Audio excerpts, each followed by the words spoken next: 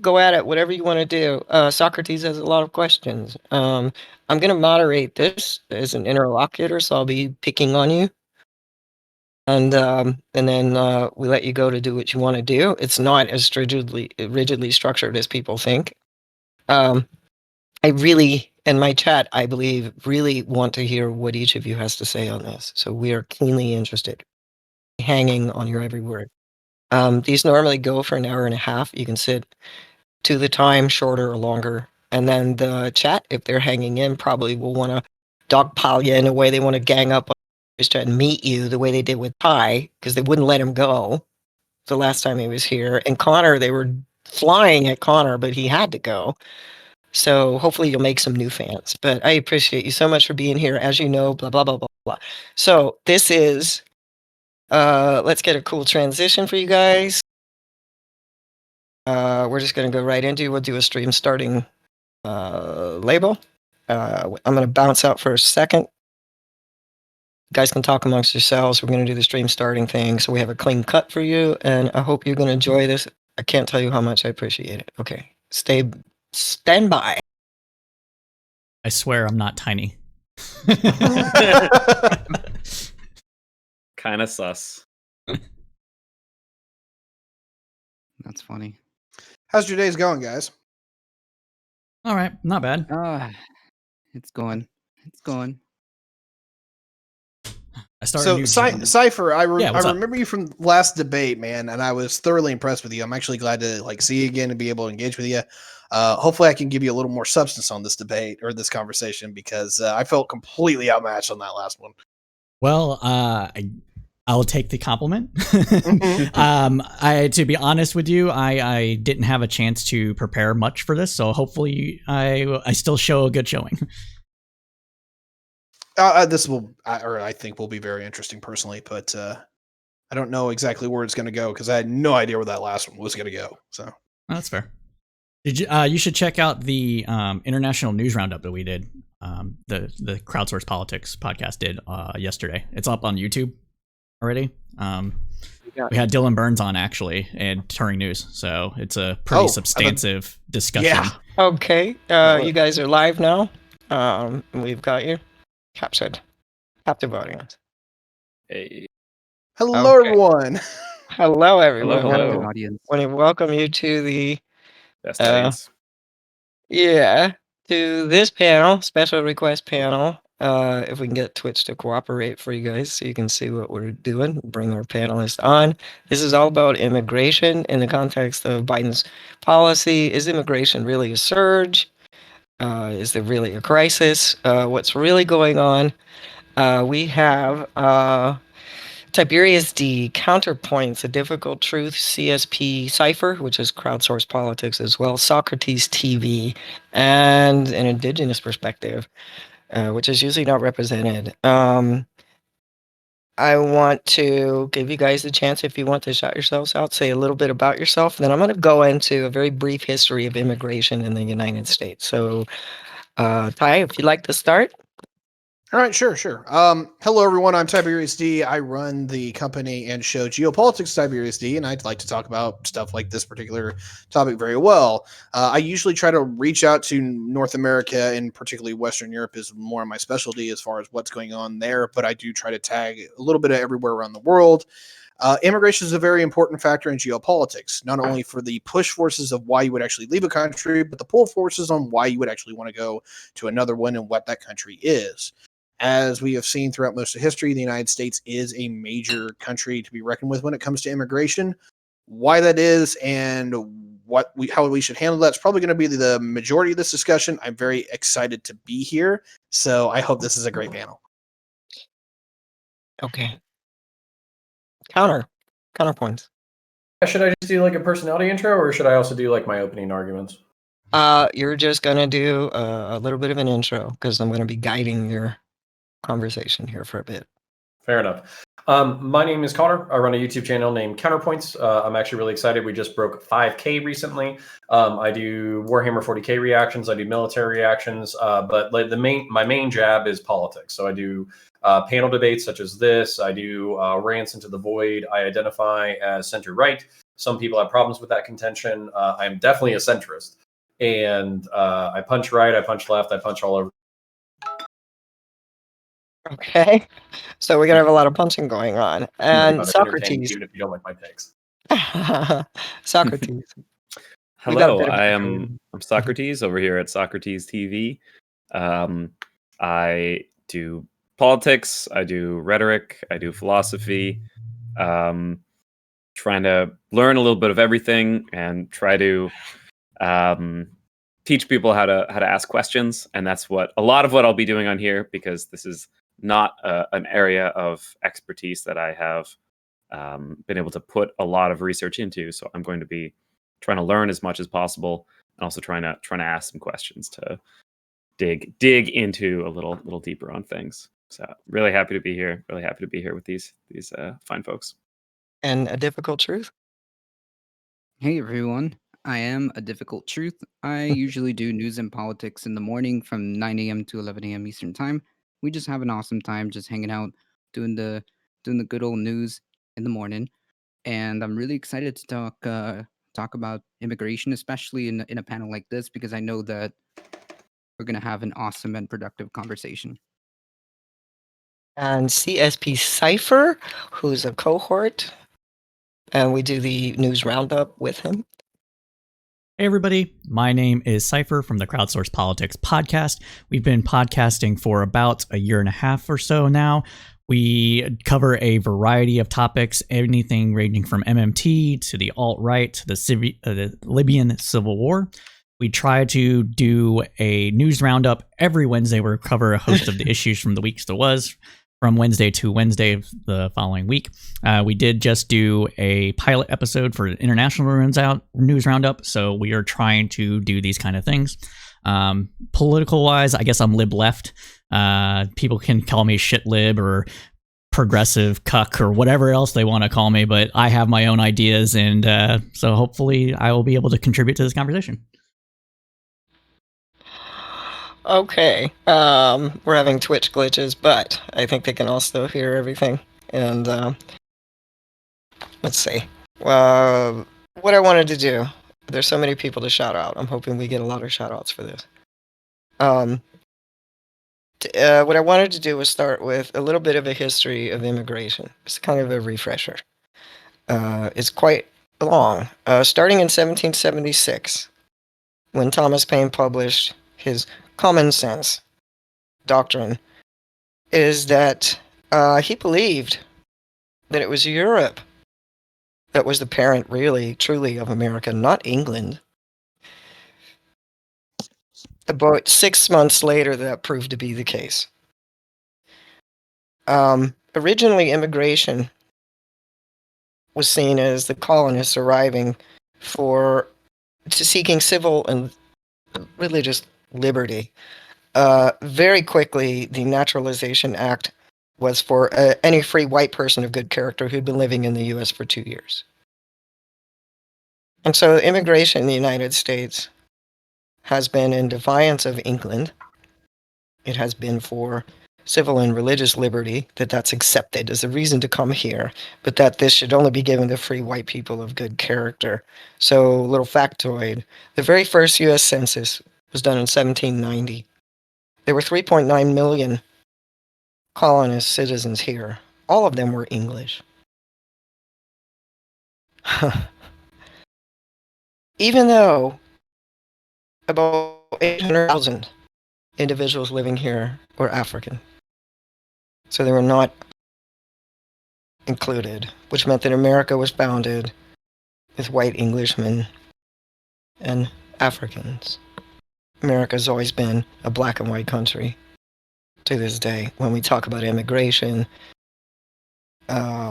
those clear-cut lines get blurred.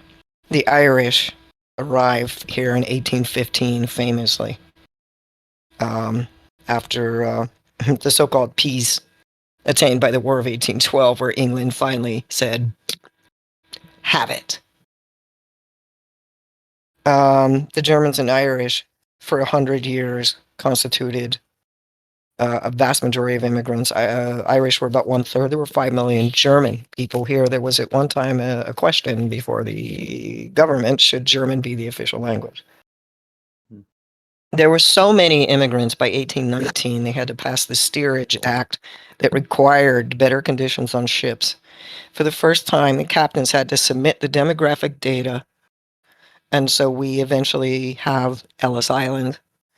The pushback starts roughly 75 years after the United States is formed with the Know Nothing Party, definitively anti-immigration. Why were they called Know Nothing? If you asked them what their party was, they said, nothing. I know nothing. I don't know anything about this. States tried to pass their own laws after the Civil War. Supreme Court decided no, only the federal government can decide on immigration laws. Immigration is a federal issue. Although states along borders are now involved.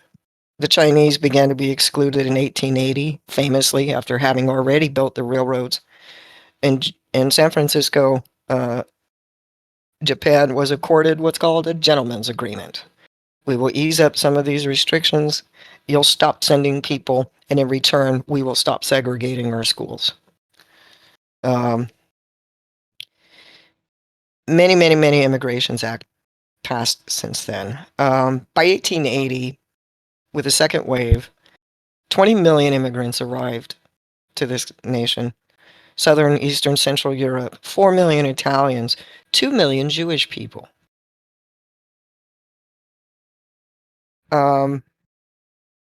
Immigration Act 1891 found other reasons to restrict people. Polygamy, criminals, the sick, or the diseased. The Federal Office of Immigration is established, and inspectors of ports of entry.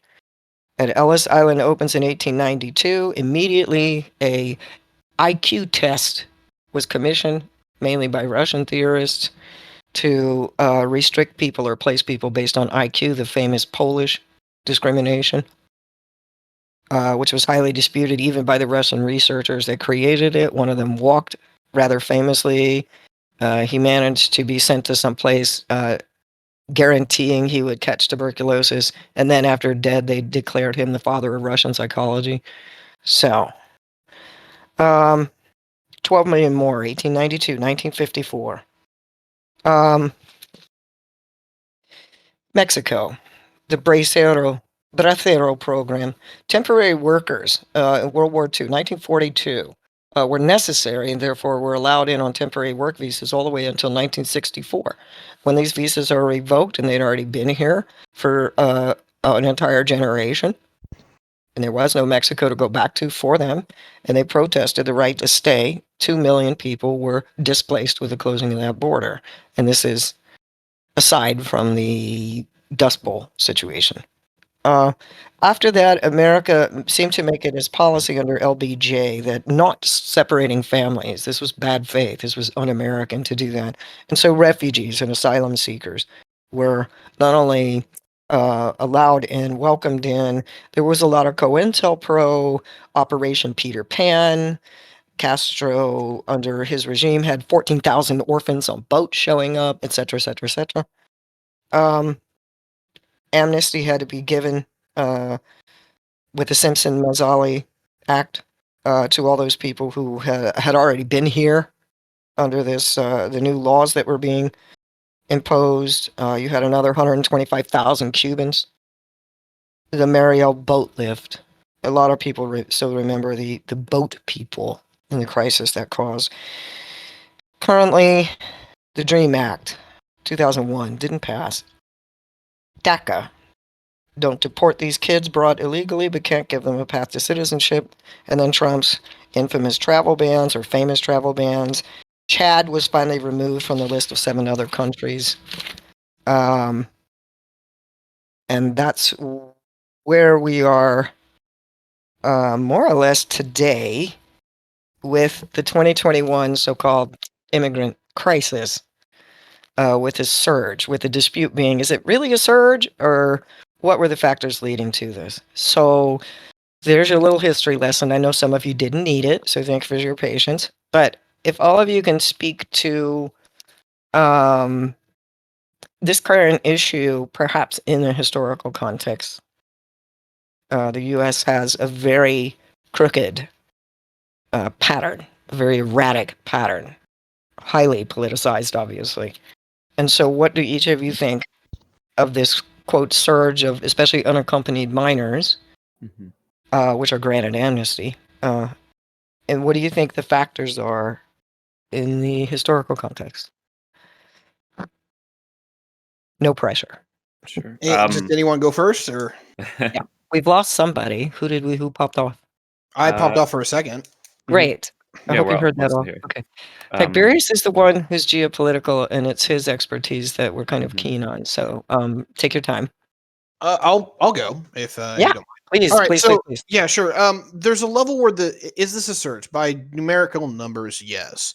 I actually did a episode on this on the podcast not too terribly long ago with an immigration attorney. We predicted this, unironically, is that because of COVID, we were usually, or I'm sorry, before COVID, we were usually seeing something on the order of over the trend of a year, about 90,000 border, they call it excursions, apprehensions, that kind of thing, happening on the border every year or on a monthly basis. Now, obviously, during the summer, that would get more, and during the winter, that would get less. But that was generally the average. What we're seeing right now is that the trend line is up almost 25% over what we saw in 2019. So if you're just going to talk about numbers in absolute, yes, it is a surge. The reason why I expected that is simply COVID. COVID shut it down. We saw it decrease by a factor of about 40, or sorry, not a factor, but about 40%. People don't want to get sick, and they actually did try to make sure that they weren't going to spread the pandemic, not only into the US themselves, but also as they were traveling here and they were in, I don't want to call them internment camps, but what we see in Mexico is there's a bunch of refugee camps on the Mexican side before they're processed as asylum seekers, or they try to get over here, that they would camp out in. And obviously, the more that they're there, the more likely they are to catch COVID and get the disease. And there is reports, at least that I've heard, that some of them did very much get that. So at least in a numerical sense, yes, this is a surge. Should it be expected? Yeah. And in fact, I'll put it this way: if me and this immigration attorney are right, we will probably see anywhere between 1.2 and 1.5 total border incursions over the course of this year, which would be up over 2019 at 900,000.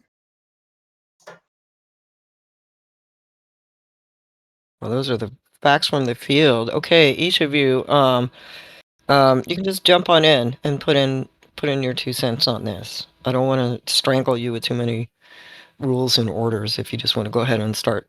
Well, I'm gonna strangle myself with some rules, and I'm gonna do my intro kind of in the classic style that you taught me how to do, with like Thank point, you. and then, point and then following points. Okay. Thank you. So I think the economic argument is fairly settled, and I don't want to spend a whole lot of time like relitigating it, because I think we've already figured it out. Okay, essentially a whole bunch of very high profile leftists, Destiny Vosh or whatever, they've litigated this issue about a dozen times, and basically immigration is a net negative or net positive from a economic standpoint. So whatever depreciating wages you have for the lower classes or the working class inside the United States are made up for in the cost, like the reduction in costs of like material goods that all Americans consume, including the working class. Not only that, when you're looking at the GDP, basically like not only do immigrants like add a decent amount to the GDP, but they are net positive contributors once everything is calculated. It's like a small profit margin, I guess, but it's still there. So I would like to move past the economic argument, because my argument is cultural. So my argument is I'm a Republican because I care about a republic. I am interested in a republic perpetuating itself into the future.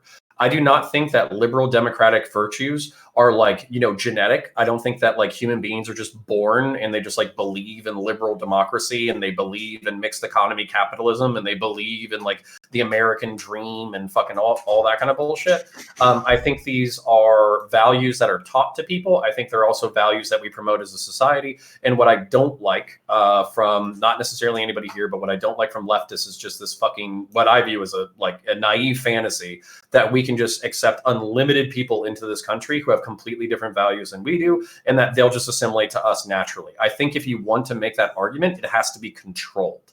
Like the amount of people who come in at a certain time, and also the values that those people hold has to be controlled. Second, there are also secondary and tertiary effects that we don't calculate in whether or not immigration is good for America. So for instance, I think globalist economics, while maybe a net positive over the span of the future of mankind, I think basically shipping our middle class jobs overseas, importing a whole bunch of high skilled labor from other countries using visa programs, while this is all good economically, we've effectively gutted our middle class inside the United States. Another thing that we're not considering is brain drain from developing nations. We basically steal the best and brightest from other countries. And some of these countries are already failed states that can barely afford to lose the people they're already losing. So we can't just have the United States of America be the only country in this calculus. Finally, this is my last point, and then I'll yield. Biden's rhetoric.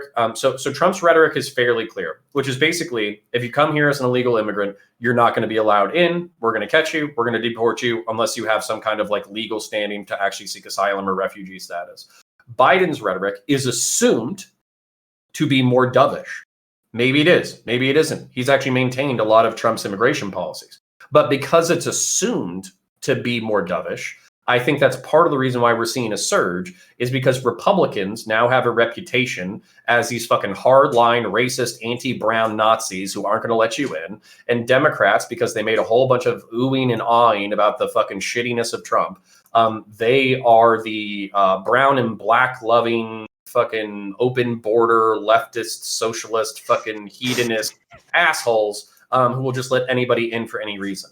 So regardless of whether or not that perception is true, that's the perception. And I think maybe Tiberius can, maybe he can back me up, maybe he can't back me up that this rhetoric is translating into people's actions. And with that, I'll yield. Can I have a difficult truth respond? Yeah. Okay. What is American culture?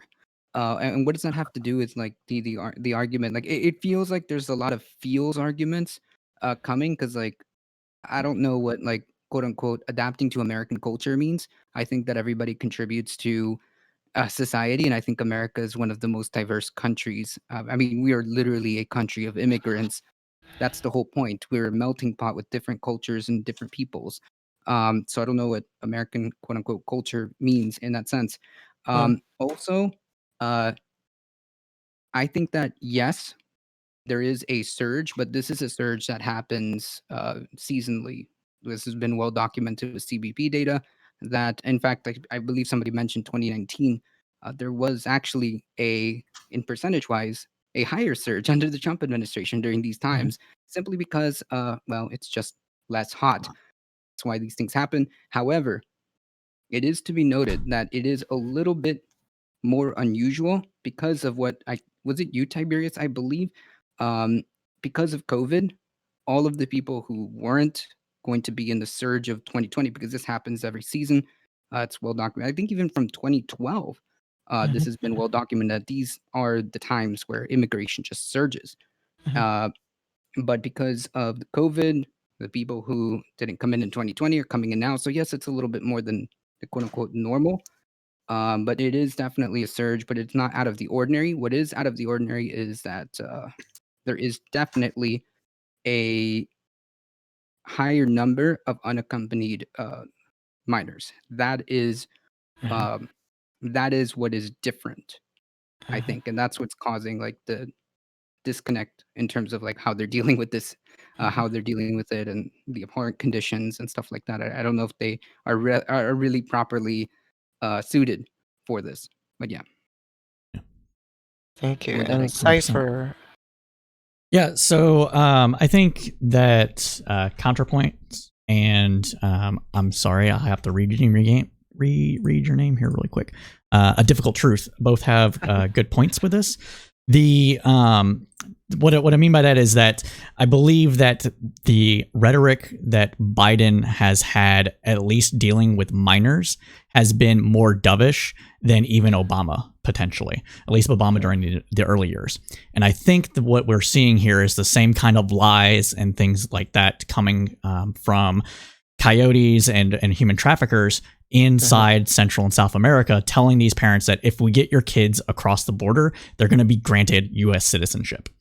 And this is based on, the little bit of some half-truths and some misunderstanding about what DACA program will mean if it's made permanent. So I think that that's a point that we kind of meld here. To answer a difficult truth's point about what possibly counterpoints means, and counterpoints, please tell me if I am incorrect on this, is that when we talk about American culture, we're talking about core values. And the way that I look at these core values, it's things like liberal democracy, freedom of speech, freedom of association, freedom of religion, like the things that are kind of encapsulated inside the first 10 amendments to the Constitution, as well as different what conservatives would like to call Judeo-Christian values, which really doesn't exist, but it's kind of like a melding of religious theory from both Jewish, Christian, Catholic, Reformation from Europe. But the rest of it, and this is going to come across badly, doesn't matter. And when I say it doesn't matter, it means like everybody can have their own cultural proclivities. For example, maybe celebrating the Day of the Dead, celebrating Eid, celebrating all these other different things, as long as they commit to those core, what I call core cultural values, the rest of the stuff can be melded in and we get the melting pot situation. So if that is incorrect, please correct me. But I think that that's what he's getting at. As to what we're seeing as far as historical context, I really believe that what it's boiling down to is that we're seeing increased rates of near failed states within Central and South America, partly caused by United States interference in these countries. And because of that, you're seeing an upsurge of migration to the U.S. It's cultural, it's economically driven, but it's also driven by the instability of the states themselves. And so if we here, the United States, helps build those countries back up and make amends from the fucked up things that we did, and actually get those countries back into a stable position, you'll see that go away for the most part. That's a very broad range of perspectives, which is fantastic. So for the chat and for yourselves, Title 42. Trump evoked Title 42. It was to expel or deport instantly anyone in these detention centers that might be sick, have COVID, for instance. They did it. They said it was COVID. It was a justification. The regular numbers dropped to more or less the usual numbers. And then, of course, he took a lot of credit for it. But this administration said that Title 42 will no longer be applied to unaccompanied minors. And many feel that that is what is responsible for these unaccompanied minors for the first time. Mm-hmm. Yeah, I think they can still hear you. Yeah. Yeah. Sorry. So there's that. I wanted your opinions on, and also if we can go ahead and talk about push-pull factors and what you know of them, since you want the economic off the table, then talk about the cultural. Sure. So I just want to solidify my point just to make sure that there's no confusion. So CSP was able to articulate basically my perspective, and just to clarify it for ADT. So what is American culture? I view it as this like European Enlightenment tradition, balanced government, fucking colonial settler society that's primarily Anglophone. Okay, that's what I think American culture is. Now we could shift into like a basically like a synthesis of like Spanish colonial and American colonial and Native American cultural influences. But to pretend that that's not a culture is kind of weird to me, because like basically like what would happen if I went to like Eastern Europe and I was like, well, you guys are just a hodgepodge of different ethnicities and different languages. What is even your culture? Like that's weird. It's the synthesis of like history and culture and technology and tradition and religion and all that kind of stuff. It's the same culture as across the rest of the planet. And while we have a more flexible culture, I think that there are linchpins that allow for that flexibility. So the reason why freedom of speech or freedom of conscience is so important, why it's a linchpin to our society, is because it allows us to have difficult conversations when there's disagreement between our vying cultures. When, basically people are very passionate about abortion, or they're very passionate about gun control, or they're passionate about this, or passionate about that. Freedom of speech and freedom of conscience allows us to resolve those differences peacefully, and that's a linchpin of our culture. When talking about the Second Amendment, which I view as something that was created in order to maintain balance of power between the civilians and the government, this is a cultural tradition back to the American Revolutionary War, where the people who founded this country basically said that if a government is not working for you properly, you have the legal and moral right to destroy it and recreate a government in your image. That is not a concept that is universal. That is a uniquely American cultural tradition. So finally, with the Fourth Amendment, which is my favorite, which is just limited government, basically balance of power. The government has to abide by its own rules. If you look at Latin and Central America, it's pretty obvious that even if they write these things into their constitution, they don't hold it as strong as we do. Now, maybe there's material reasons for why they don't do that, but there's a shitload of corruption, shitload of failed states, shitload of people who are looking to the government as the end-all be-all solution to their problems. And that's just not American culture, or at least it's not until we let people in and they change the culture.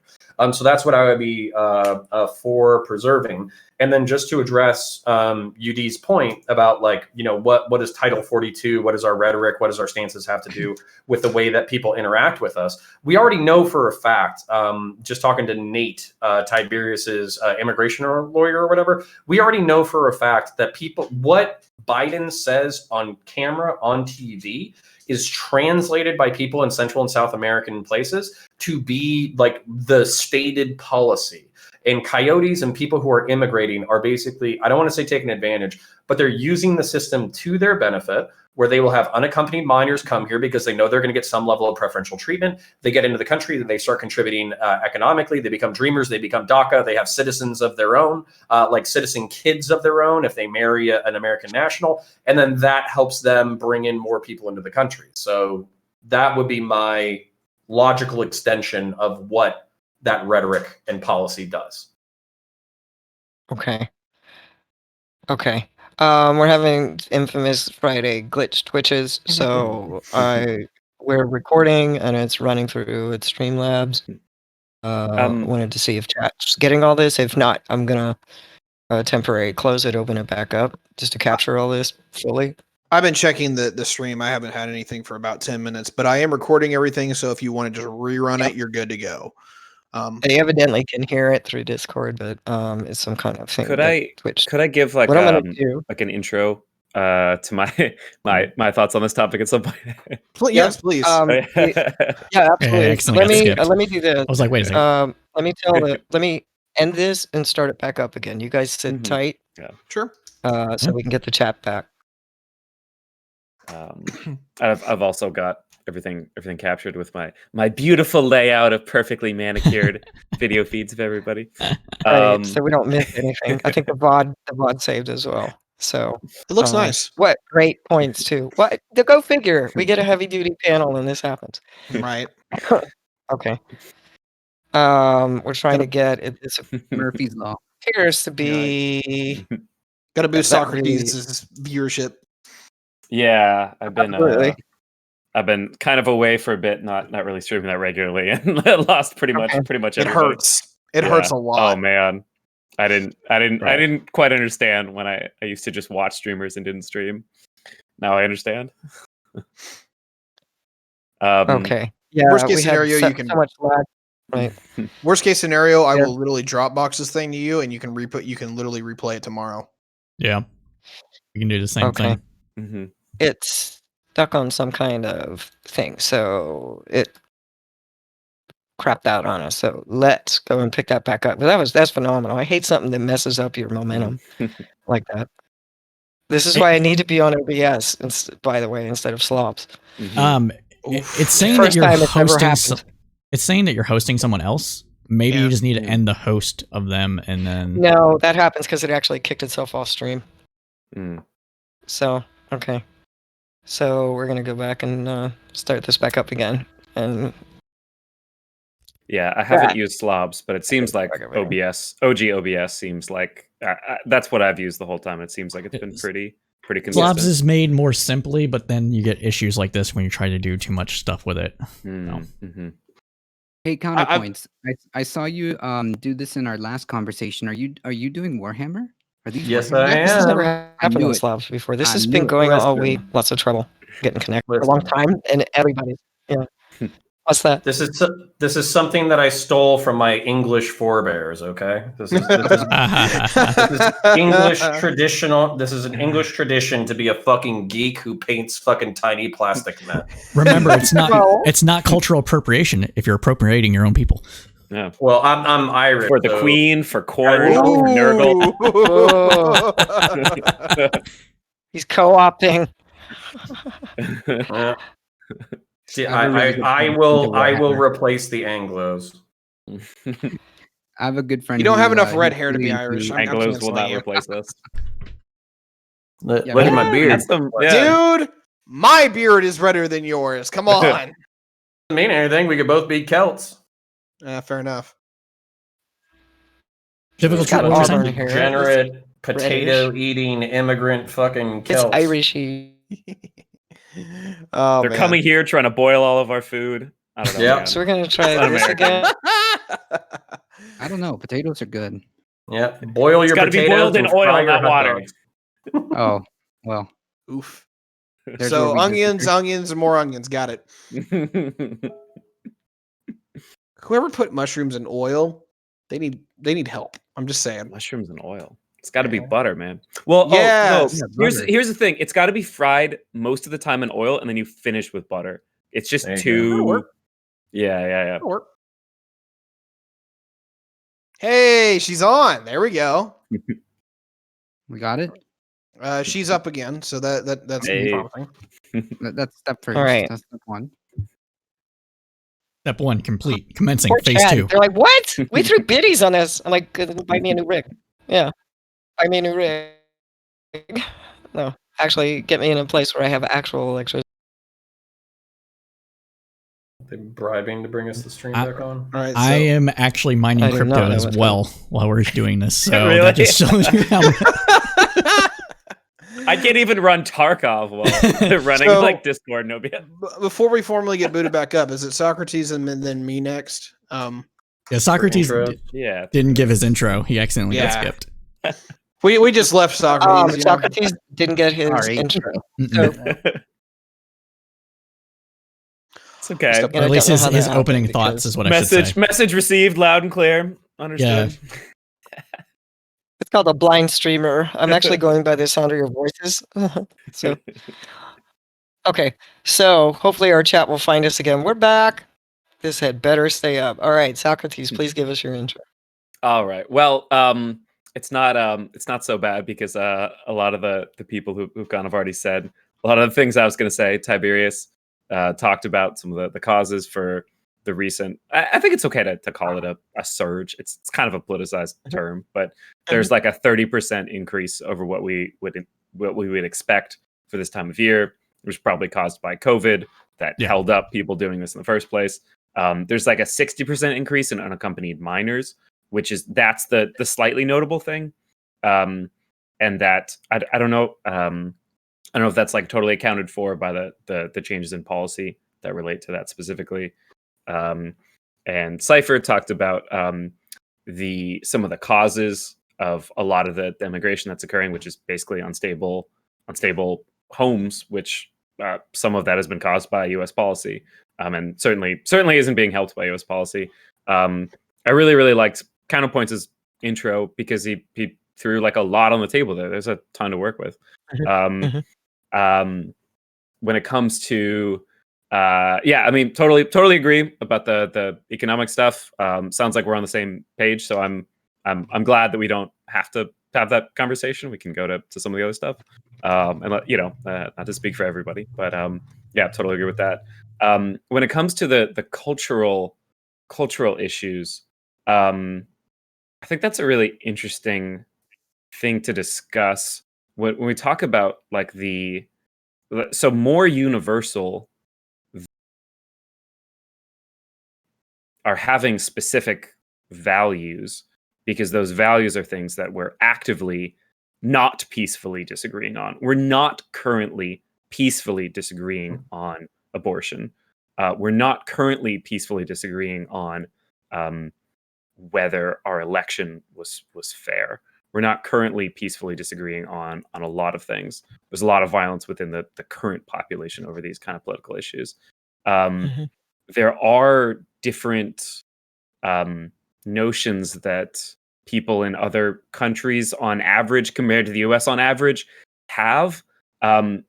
Like we can recognize that fact, but we need to investigate much deeper before we can put any kind of notion that there's like an incompatibility there, especially of course when it comes to unaccompanied minors, who, unless we believe that there's like a South or Central American genetics that leads to not believing in republicanism, then it seems like minors who grew up here will probably have a lot of the ideas that other Americans have who grew up here.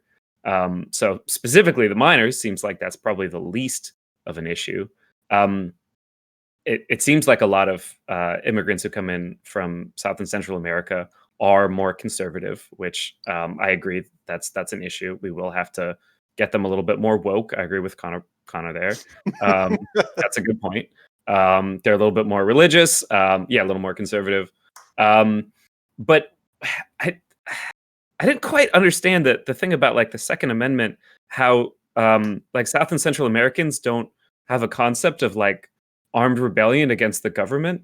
I don't really know what to make of that. Like Why? when was the sorry? Why? I mean, didn't Cuba have like a revolution more recently than we did? Sure. And what's their current gun control? What's their current gun control? I actually don't know. Let's not turn this into a gun debate. So sorry, you go ahead. But yeah, I mean that's an interesting point. But that's also like there's conversations in the U.S. that people who are who call themselves liberals and believe in liberal democracy are talking about amending the Constitution to change the Second Amendment. So yeah, they're fucking evil and stupid in my book. I mean, yeah. So that's the question. Is like, should we deport liberals? Yes. Okay. It sounds like we're making progress. Well, I've talked for a bit. I've got my thoughts on the table. Well, I don't want to make this, totally monopolize and make this back and forth. But I'm very interested in discussing that. But I'll pass it off to Ty. Let's Can I pick it back up? Please. Yeah, Go ahead. I mentioned this name many times by specifically. So yeah. No, I just wanted to address this very specifically because I get the same shit when I talk about like theocrats. So for instance, if I was worried about South and Central, I'm infinitely less worried about South and Central American immigration than I am immigration from the Middle East and North Africa. Okay. Yeah. But, well, and hold on, let me explain because everybody can hate me in a second. Oh no! That was actually like a genuine understanding. That wasn't. Yeah. So this is kind of like an analogous point. So basically, when I go against or I say that we need to be careful with Central and South American immigration, I talk about like American republicanism, liberal democracy, the rule of law, corruption, like all that kind of shit. These are the things that I'm not interested. I'm not interested in perpetuating those negative tropes in my society, and I think they need to be defended within our own society. That's what I talk about. And it's a good meme that, like, hey, Democrats are anti-gun. Do you want to deport them? It's like, if I could, I would. Like, fuck them, get out of here. But then in the opposite vein, they're American citizens. Yeah. I know. That's why I can. So in the opposite vein, people from the Middle East and North Africa, they're fucking some of them are theocrats. As a matter of fact, if you look at a decent chunk of Pew Research polls, the popularity of theocracy and the popularity of cultural tropes such as suicide bombing are a lot more popular in the Middle East and North Africa and Central Asia than they are here. So they say, oh, well, we have white Christian terrorists. We have white Christian, theocrats. Would you want to deport them? And the answer is yes. If I could, I would. I can't. So basically, like, I don't I don't actually want to deport anybody. These are our citizens. They are our problem now. But just because they're our problem doesn't make them not a problem. And then to say, oh, well, we have problems here, so why don't you import more of the same problem from another culture? It's like, why? Why would I? Like, I already have these assholes to deal with. Why would I import more assholes? And with that, I yield. I'll take this up if I can. Go ahead. Yeah, there's some points I want to Open it up. back. Yeah, there's some points I want to back up Connor with. There's some points I might like go the other direction with. If anyone wants to have the economic conversation, I can have it. I think it's literally like net zero in my overall interpretation of it. American culture, it's really flexible. Like any culture tends to change and morph over time, not only with like technological and social trends, but also when you have a country that is pro-immigration, or at least that does have immigration, like the United States or Canada or whatever, is that there's a push and a tug between assimilation and multiculturalism that is going to shift the culture in different ways. How many of you know what? I completely lost the word of this. It's a holiday in Texas. I can't think of what it is, but no one else supports or no one else does it yet. Juneteenth is what I was talking about, or was what I was thinking of. Other places have Juneteenth. It's just really big in Texas. Yes, it's just that is actually a growing trend that is coming up from Central America that is growing out throughout the United States as they do this. I don't know why. Wait, don't know no, why. okay, I think Juneteenth might be different. I think, yeah, you're using the wrong thing. Juneteenth is the celebration of the Emancipation Proclamation getting to Texas, and that's why it's called Juneteenth, because it took so long, and so it's like kind of like a second Independence Day. But I think what you're talking about might be there's a holiday that's celebrated that it's not Cinco de Mayo, but it's another Civil War kind of thing, where a Mexican contingent fought back. I think it was the French from coming in, or no, it might have been the British. I don't know the exact particulars of it, but I think that might be what you're actually referring to. I misstepped. I do apologize. I got Juneteenth confused, but I'll actually take Cinco de Mayo. Is that we do see more people celebrating Cinco de Mayo, as we do have more immigration from the Central American states.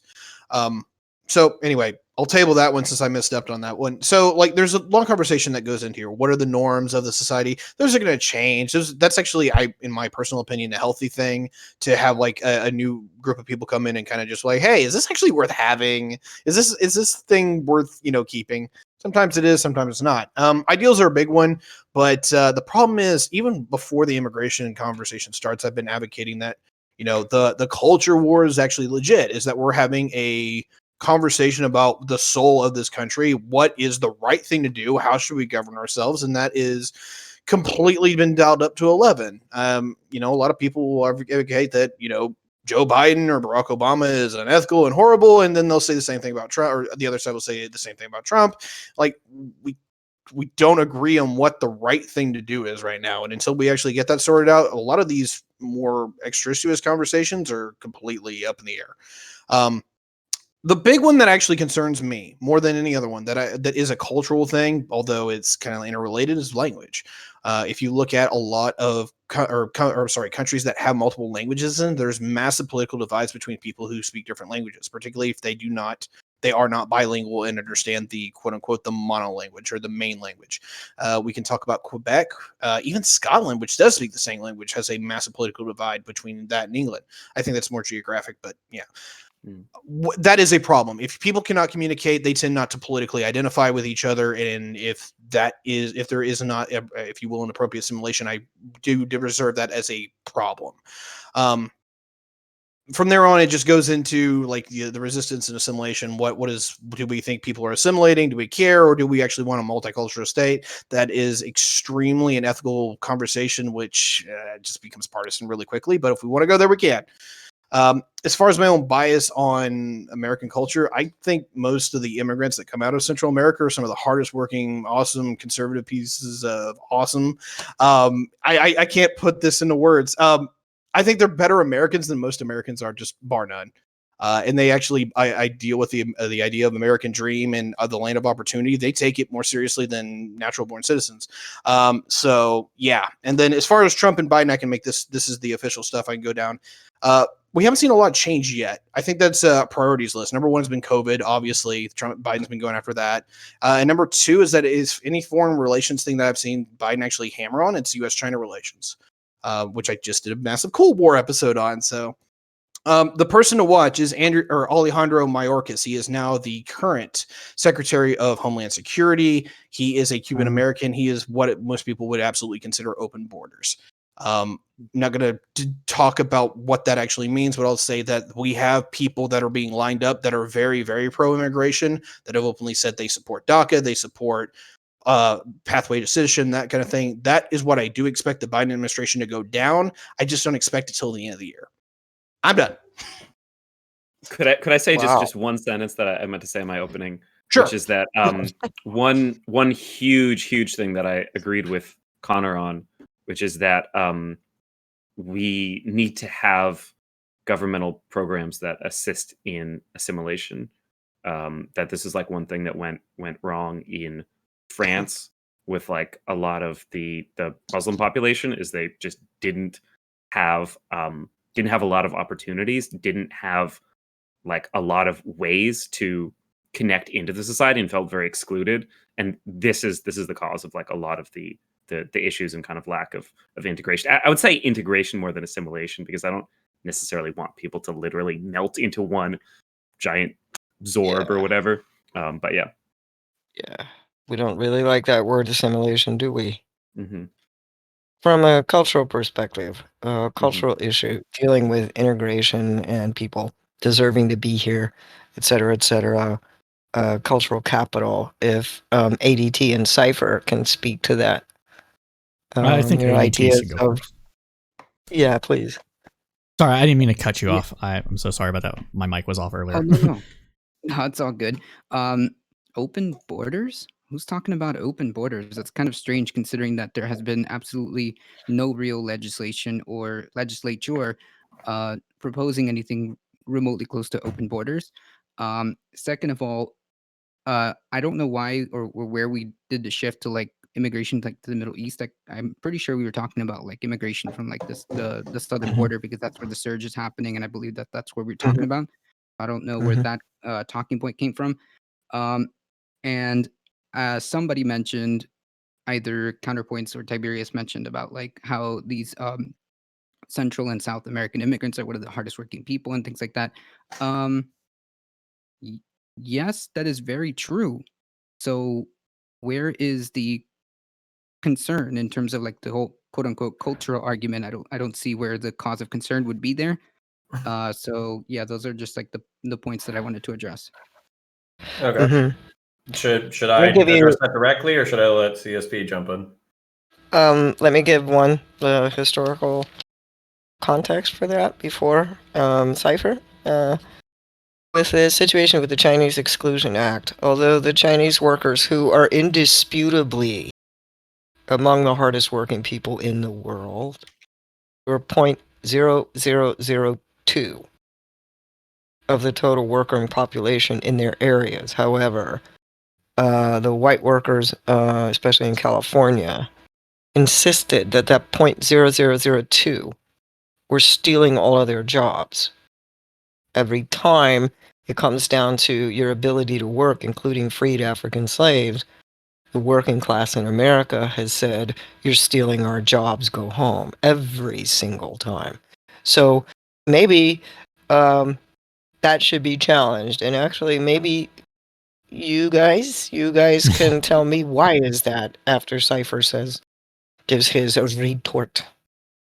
Sure. The only thing that I wanted to mention that Socrates brought up is how Europe doesn't have a good track record of integrating.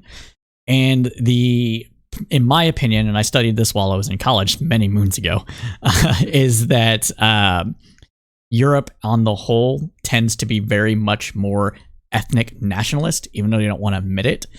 And so when immigrants come into work, either in the UK or Germany or Scandinavia or France, they ultimately, well, France, not so much. There's a different issue with that.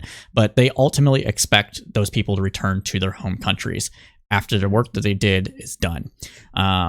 Even Angela Merkel said that eventually the Syrian refugees that have settled into Germany will eventually go home. I want to say that was 2014 or 2015 that she's on record saying that.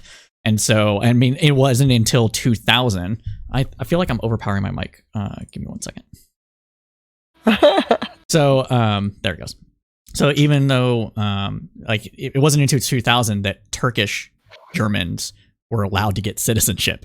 And the way they can get citizenship is that once you turn 18, you have, I want to say, a year to make a decision if you're going to give up your Turkish citizenship and take German citizenship. Jeez. And so they don't have, like, it's just this whole mess, and that's why Erdogan goes to Germany to campaign because of the large Turkish immigrant population that hasn't been allowed to actually assimilate, or whichever term you want to use. Yeah. So I wanted to make that point very clear. That situation is decades long, decades old. As far okay, go ahead. I was just so you wanted to have like kind of our opinions about why this is the case, or any time. What is it about coming over here and being coming over here to work precisely because you were such a good worker triggers the working class? You're stealing our jobs, and has done so since the first colony was established here. Right. So in my opinion, the primary reason that you see that is there's two reasons. One, it's just rank racism. So people don't, we live in a, for lack of a better term, actually not for lack of a better term, we live in what was designed to be a white supremacist society, benefiting white people above other races and nationalities. White men of good character, correct, exactly. The other point, though, is I'm going to say jealousy. And what it is that if you look at any immigrant populations coming to the United States, even other quote unquote white people before they were made white, anytime they do better or they start to grow, to come up and actually assert themselves and become wealthy or middle class or what have you, is that other people are like, well, they got it and I don't have it now. So obviously they're a problem. They're preventing me from doing this because it's a zero-sum game thinking of that. I think those are two primary reasons. Chat would like to stay on this. From across the pond, why are people afraid that immigrant workers would lead to them being unable to work? Is this really more complicated than, quote, economic anxiety, unquote? Yeah, of course. Yeah, Okay. it's not just economic anxiety, it's social anxiety, it's tribalism. We love it when there's a social group that's beneath us. We love it when there's somebody that we can make fun of. We love it when somebody sounds weird or has a weird cultural custom, or we can alienate them or we can shit on them. Yeah, I fucking love it. Because basically you have a social pecking order that even if you're not at the top of, you're not at the bottom of it either. And that, yeah, human beings fucking love that shit. So it's not just, oh, this dude, my dad is a welder and this, Peruvian guy came here and he's brown, so I don't like him. And also he stole my dad's job. Now my dad has to work for $15 an hour instead of $50 an hour because there's too many Peruvian welders.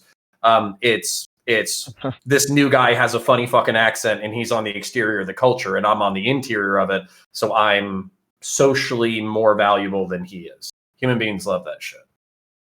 Yeah, I have two responses. One to that, and one that isn't exactly like an answer to that question, but provides like a little bit of historical context. So one is that I agree with Connor. Sorry, I always feel like, should I call you Counter Connor? I don't know what's more. Connor is my name. Counter is my YouTube channel. You can pick one. I like Connor, so I'll go with Connor. So yes, so I agree that that's a thing that we do. I'm skeptical of this idea that this is fully an innate human thing, that this is just the way it is, because there have been centuries of marketing exactly that specific anxiety of these immigrants are coming to take your jobs, these newly freed slaves are coming to take your jobs, at least you're not one of them.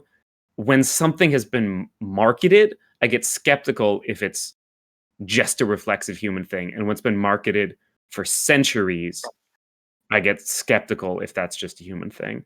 And the one other thing I wanted to say was that when it comes down to why is it that we exploit every new immigrant group that comes in? We exploit them for a long period of time. We have legislation that makes it impractical or impossible for them to have like real kind of family life and to integrate for some amount of time. And then eventually we say, okay, you've kind of paid your dues. Now you can be part of society. And we're obviously continuing that now with most recent immigration. It actually extends further back than just immigration, but it extends to the founding. When the capitalist classes in America, so surprise, it's capitalism, the capitalist classes in America had a problem, which is that people could come over from England and they could buy land and they could start creating all the things they needed. And they didn't have a lot of incentives to work for very cheap in factories, whatever, doing agricultural labor for someone else. So the solution to this was to make land arbitrarily very expensive so that new colonists who came had to work for decades for someone else before they could afford land so they could be self-sufficient. So this is something that extends not just to waves of immigration, but all the way back to the original colonies. This is something that is just a 0-day principle in our country, that you come here, you get exploited for couple generations, and then maybe you get to become people. This is how our country has always functioned. It's a hazing ritual. It's a hazing ritual. Exactly. It's a probationary period from hell. So originally the colonists were free were free labor, meant to work in collectives. This was all fine and good until the colonists themselves said, "I can't afford servants. I can't afford them. The Germans are costing too much. The UK, they're asking for way too much. They want us to pay them, and we don't even own our own land." And that was the justification for America getting into chattel slavery. And so once all the white people were given their flag to wave, and then we have to restrict all these incredibly hardworking Africans who famously could not find employment in the factories either once they were freed. And so you had the free men of colors, a sort of union, workers association. When all the other immigrants came over for their right to work, for their freedoms, this idea almost like a union where the cooperative, if you will, collective in this nation, were the first to launch and the most violent and the most vociferous in racial attacks and assaults, and especially oppressing women as well, to preserve their occupational rights. So is it that the working class in this country is the one keeping the racism and discrimination going? Nah, That's one okay, of the so I'm gonna questions. be essentialist in this. I think this is part of human nature. Drew, who's a conservative aspiring psychologist on Twitch, brings up the study all the time whenever we talk about tribalism, that basically it can be as arbitrary as people flipping a coin. So basically, like, you can flip a coin, you're now in the heads group, you're now in the tails group, and then you'll give people two options. One, you can walk away with like $12 and the other people will walk away with $11, or you can walk away with $9 and they'll walk away with $3. Which one of these options is preferable? And I think it was like almost overwhelmingly people will pick the option in which they have less money in their pocket, but they screwed over the other group harder. Just on it's there's no reason for it except for like competitive subconscious tribalism. It's literally control for like race and gender and like all that kind of stuff. So there's no other excuse except for just like petty human tribalism. If you're doing worse than me, then that means that I'm doing really well. And humans are dumb like that. Hidden so It almost sounds as if racism is a human innate approach. Tribalism is. I hope we can socially evolve past racism, but I think basically my goal is not to eliminate xenophobia completely from humanity. My goal is to get humans to identify as a collective and for us to be xenophobic towards aliens. Yeah, because that never ends well for us, does it? Well, like, the real aliens do not pick pineapples. Okay, they do gotta things get like those the Serve holograms Man going. cookbook. Right. Correct. Depends on the aliens. If they're like peace-loving greys who want to show us how to like space colonize, that's cool. But if they're like 20-foot tall Starship Troopers bugs, then I'm okay with a little bit of xenophobia. Well, yeah, but the lizard Ender's men are Game, this among shit. us. Yeah. QAnon has taught us the lizard men are among us. It's too Yeah. late.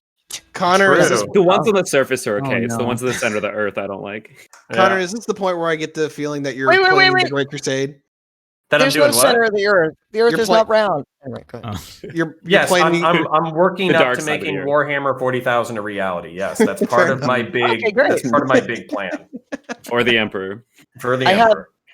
Somebody in Warhammer you would love to work with, I hope. But so to push on a bit, immigration policy is dictated. What do you think? More from the federal government's actual concerns, or from the pressure that working class people, perhaps upper class people who want segregation? Is it coming They really don't from want the citizens? segregation. The we upper class. We want So- our elite communities, and we don't want them here. The us's, right? The ones who have the elite status. They want don't care about them. that. They don't care about that because they can live in segregated communities. They can get behind a gate. They don't give a shit about immigration Okay. at all. So how do all of you feel about that? Where's that pressure? Where's that push coming from? Is it down from the federal government for security concerns, or is it coming up Both. from perhaps Both. lobbying groups or Both. other communities? Just looking for- definitively both. You're going to have any nation state is going to want to look after its own security, and when you've got 100,000 people crossing a 2,000-mile wall border, that is a massive security threat any way you look at it. It doesn't even matter if literally every single one of them is going across the border with flowers. Is that you don't know what they're doing, you don't know why they're doing it. You want to keep tabs on them. That's just the way that nation states work. If you don't like nation states, that's a whole other conversation entirely. Now, the other side of this is that people who feel like that they are economically disadvantaged are going to have a problem with immigration. Whether it is or whatever it is not. I'm going to say this is actually a net neutral kind of thing, because there's benefits to having immigration economically. There's massive deficits to it as well. But the long and the short here is that the reason why you see just rampant xenophobia crank up is that because of the Industrial Revolutions, there's always somebody on the chopping block that lost their job 10 years ago that never found anything to replace it. The list goes on. But that general economic disconcern drives immense aminosity that is very much fueled by demagoguery and nonsense. This is literally how you get your Hitlers. Anytime that people basically lose their wallet, their morals go right behind it. And at that point, we're off to the races. Oh boy. In a capitalist economy, especially. In any true of economy. all I was about to economies. show me Any show me economy. the socialist society that is functioning well without xenophobia. Right. Right. Any don't- economy, but especially capitalism. Right. Gotcha there. So the pushes and the pulls seem to be all pointing in the they're not opposing. We used to have here in this nation migratory labor, transhumans is what they call it. Temporary work visas, for instance, in Mexico.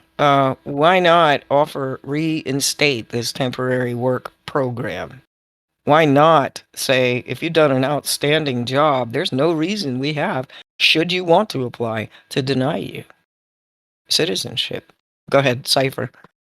I Can finally see you guys now. Go ahead. Yeah, hold your hand up for me, and I'll catch you. Sorry. I would like to get a difficult truth. I'm sorry, I'm just bad with names. I have to a difficult truth opinion on some of the stuff we that call him ADT. we've been discussing, because I think he's tried to break in a couple of times, but it's kind of, I don't know if he's low for anybody else, but he's kind of low for me. So I just want to make sure we're not is missing. I'm having trouble hearing it too. Yeah, hold your paw up, okay? So I can see. Okay. Can you hear me Correct. okay? I can hear you perfectly now. Thank you so much. Okay. Okay, cool.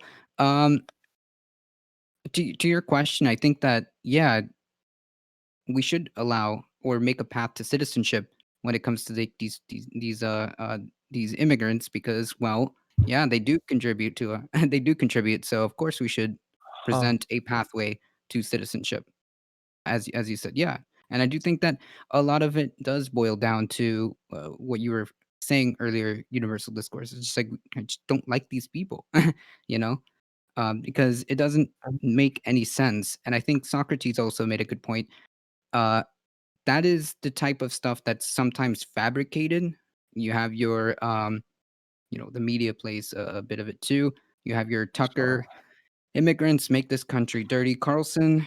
Okay, got you, Connor. Yeah. So you have those you have those talking points that are being injected to make you scared or to make you or to create that divide between us and them. Mm-hmm. Connor? So this plays actually into a question that ADT asked a while ago. What's the concern? What is the concern with people from other countries? What is it, and kind of like you just said, oh, this is all fabricated or whatever. I like to think of myself as, prejudiced or bigoted or shitty or an asshole, not because I don't have enough information, but probably because I have too much information. So my subconscious biases are rooted in reality, but I have emotional reactions to them that might not be accurate or proportionate. So for instance, like jihadist terrorism or whatever, I'm pretty sure like a fucking coconut has a higher chance of killing me than jihadist terrorism. That doesn't mean that my hometown wasn't fucking bombed. Boston was fucking bombed, and what I think the girl was like 8 years old or something like that. She got killed. She got killed. Half a dozen people got maimed. I live in Central Florida. 20 minutes from my house is a gay nightclub called Pulse, in which 50 people were slaughtered by a jihadist terrorist. So just because Central Florida, Orlando, has a population of 2 million, we could have a Pulse nightclub every single year, and the population of Orlando would still perpetuate and go on. But just because that's true doesn't mean that it's not horrible, horrifying, psychologically horrifying, anything like that. Also, specifically when it comes to Central America or South America, they like Mexico. So I think I want to say in 2007, Mexico had more homicides per capita, and I want to say more homicides in real numbers than Iraq during while we were at war in Iraq. Mexico was a larger war zone, and on top of that, people like cops, CSI, judges, mayors, all that kind of stuff are getting kidnapped out of their houses, executed, killed, chopped up, thrown in barrels, melted with acid, all that kind of shit. So to say, like, oh, well, we don't know what everybody's so scared of. Well, you know what I'm scared of? I'm scared of drug cartels running drugs into my community, using it to finance their operations. Going back to Mexico or Belize or Burma or, wherever the fuck they're from, funding death camps that compete with the actual legitimate government, buying off paid officials, and then when paid officials don't go along with the program, them sneaking into their houses and executing them. Now, obviously, there's a lot of other options to do. We can change our foreign policy. We could do security aid. We could improve this, improve that. But at the same time, when you're saying there's no fucking problem, I don't know. I lived in Southern California, 30 miles south from where I was, maybe not 30 miles, 100 miles south from where I was El Pozolero, the soup guy, the guy who killed like 300 people and melted them in plastic barrels. So just to pretend like this is just like, oh, I have no idea. Like, what are we even talking about? It's like, nah, there's real shit going on. Okay. One of the challenges to that, unless somebody has a paw up, and especially in human rights, is that kind of thing occurs inside this country as well. That's more horrifying. Cartel AGT's people. got his hand up as well, FYI. Okay, good. Cartel people generally aren't going to risk their industry by crossing a border where they could be apprehended and trying to set up shop elsewhere. It's too risky, and they have too much to too much at stake to do it. So they're going to operate in their backyards. All right. Coyoteros, on the other hand, exploiting refugees, 68 million, especially Guatemala and Mayan, shoving them into Mexico and saying, yo, you can go over there to the border to the Americas. We're going to take all your papers.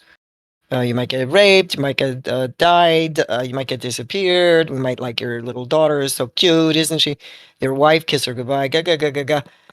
And then you have this massive influx. You have this kind of push factor also going on. None of that is cartel, except that the soldiers, the coyoteros, are being employed by the cartels just to make money off of them. They do not care where they end up. They have no care for how they end up. Same as in Africa.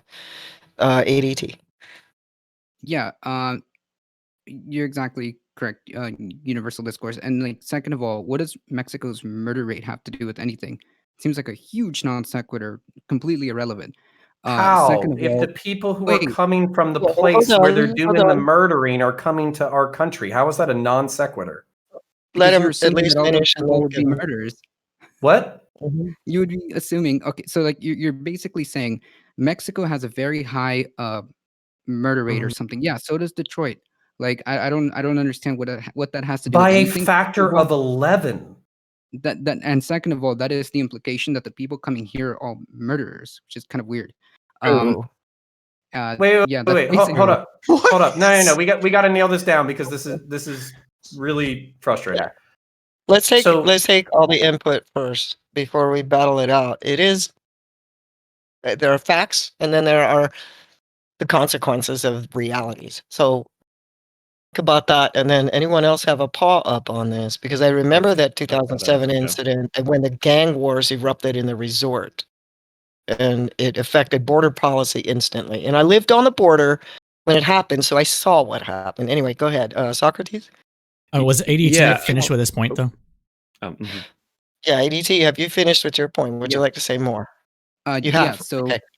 yeah, so Go ahead. basically, I don't think that like that's relevant in the sense of like the people that are here or the people that are showing up at the border. We do have processes for these things, and I also think that like, shoot, I lost my train of thought. Uh, So yeah, I don't really think that that's these anecdotes, these incidents that happened, which are horrifying. Mm. I'm not sure they bear out like statistically. And again, we're talking about like the Central and South America crisis that's happening right now, not not Islamic jihadist. I don't know What? like why. Why? Okay, hold up. UD, I'm sorry, I got to jump in. Why? What is this art like? Okay, I'm going to try to nail you down on one variable. We are talking about immigration. Immigration includes people coming into this country. People coming into this country from all over the fucking place. Some of them come in through the south and central border. A lot of people, as a matter of fact, as Adam fucking ruins everything or whatever fucking said, a shitload of people are visa overstays who fly into this country and then stay over their visa. Why are we making this? Like, I'm asking you, ADT, very specifically. Why are you making this arbitrary line between Middle Eastern and North African immigration and Central American and South American immigration? Why does it matter where people come from if I have cultural objections to both cultures? Because what I thought the conversation was about the recent immigration surge. But Okay. if you want to expand it, then sure. Again, the Okay, but statistics is don't there bear a out. moral? Okay, so for instance, like if you didn't prepare, you didn't like research like fucking Middle East and North African immigration trends or jihadism or whatever, that makes sense because you came in with a preparation in mind for what we were going to talk about, and now we're talking about something different. Correct. But rather than preparation, I'm asking you very specifically, what is the moral difference between me not liking people coming from Central and South America and maybe having a different moral value on the value of the lives of animals? So for instance, I was a law enforcement officer. We would find dog fighting rings. We would find pit bulls that were injected with steroids and made to fight to the death. I find that morally abhorrent. That is not part of my culture. I find it fucking disgusting. If somebody's going to bring that to my fucking country, I think they should be arrested and locked up. Same way that I morally object to somebody basically saying, oh, well, because you're a different religion than me, you're actually lower on the moral totem pole, therefore I don't value you as much, and it's actually morally acceptable for me to go ahead and kill you because you're not part of my religious group. If I have moral objections to both of those worldviews and I want neither one of those people imported to my country, what is the moral difference that you're objecting to? Okay, let And me do. I would like I to do jump it. in on that as well. Yeah. Good. I've seen Socrates and ADT, but let me Mhm. do it the way we do it, which is we take that question. This is where there is a shift in his perspective that he would like everyone to consider. It says ADT is simply reminding us of the context is stated, was specifically the U.S.-Mexico border. So we have that, and then we have this other cultural relativism. What is the moral difference? If I don't want either culture in my country, is there a moral difference between the two? We take that, we set that over here, and then we go ahead and finish out what we want to say here with our perspectives to make sure that we have time to explore this, because Mhm. Connor is bringing us a cultural perspective, a very, very purist cultural perspective. So we take that set aside. And Socrates, was that you with your hand up? And Yeah. Tiberius, I need to hear from you. I'll close it Um, out, or I'll try to take the end of the cycle. Mhm. Okay. Socrates? Yeah, so I first wanted to acknowledge off the bat, like a really important point that Connor made with regards to a fallacy in reasoning that I'm definitely prone to and want to be careful not to make, which is making an argument along the lines of, well, we've got Chirac, so um, there's no issue like taking people in who may have some of the issues that are here at home, because we already have those issues here at home, so it doesn't matter taking people in. If it's an issue at home, and people who are immigrating will have this issue at a larger proportion than on average here, then it's not. Then that's could be like a net negative to bring people in. I do want to acknowledge that would be a flaw in reasoning to say that just because we have a problem here already, then it doesn't matter if we bring people in with that problem or accept people in with that problem. I agree that's a very, and I've heard people make arguments to that effect, which isn't good. When it comes to the question of people immigrating from, either immigrating from or refugees from Mexico or from Central America, from Guatemala. I read that article on a lot of Mayans coming in and watched some videos on that. I I think there's a distinction that you could make between culture and like a situation. So people who are fleeing cartel violence in Mexico, to say that they bring a culture of cartel violence seems like a claim that would need to be justified in some way, which is distinct from saying, if you come from um, Saudi Arabia, maybe you have like cultural values about like women driving or something that could be kind of like not progressive. That I think there's a distinction to make there between saying like you come from a place that has violence and you're fleeing the violence, therefore like it seems reasonable to assume that like you may have like a culture for violence. That seems like a claim that would require justification, and I don't know just enough about that to make that one way or another myself, but that just seems like something worth mentioning, kind of that distinction between bringing in a culture and fleeing violence. I mean, I have a response, but I don't want to interrupt people. Yeah, let's have equal voices if we can. And Cypher, once we can see you again. All right, Oh no, we've lost him. I was getting very hot, so I had to open my window up. Oh, okay. I wish I could say that. No, it's freezing. I'm in the granny blanket. Okay, Cypher. No, we talked a bit. We talked a bit about push-pull and the cultural relativism and the morality of culture has loomed. And if everyone wants to expand this conversation to immigration in large, do you want to stay with the Mexican border, the specific Biden's policy issue? It's up to you. Personally, I think we should stick. I understand Connor's point with this, but I think we should stick to the southern border specifically because it's a unique set of conditions that causes it. So with those unique set of conditions, it requires different answers to it, and it's also a completely different culture than what Connor was bringing up with Islamic countries and the citizens thereof. So I don't think that we should expand it because of that. Okay. As far can I make a counter argument? Well, sure. As long as everybody has their, let's see if we can get a consensus on it. Well, or else vote for it. Choose. The only other thing that I wanted to say was that from, at least in my opinion, from a cultural perspective, from a core values cultural perspective, there isn't that much difference between South and Central America and the United States, as there might be from other places in the world. While you can say there's different values caused by Catholicism, it's still Christianity. While you can say that there's different values because of the indigenous populations that have existed in South and Central America that are somewhat distinct from the indigenous populations that exist in the United States, they still share various cultural values, and they still have a colonial history with Europe colonizing South and Central America. They have their own history with slavery. They have their own history with rebellions against a foreign power and this sort of thing. And there's a lot of overlap here with those values, even talking Enlightenment values.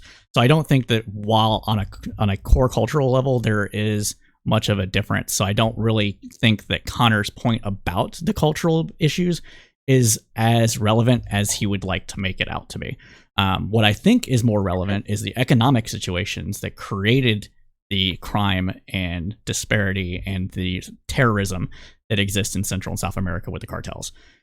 So I just wanted to make that point clear. And I also don't. But I just one slight little more thing. Sure. I wanted to. No, it's okay.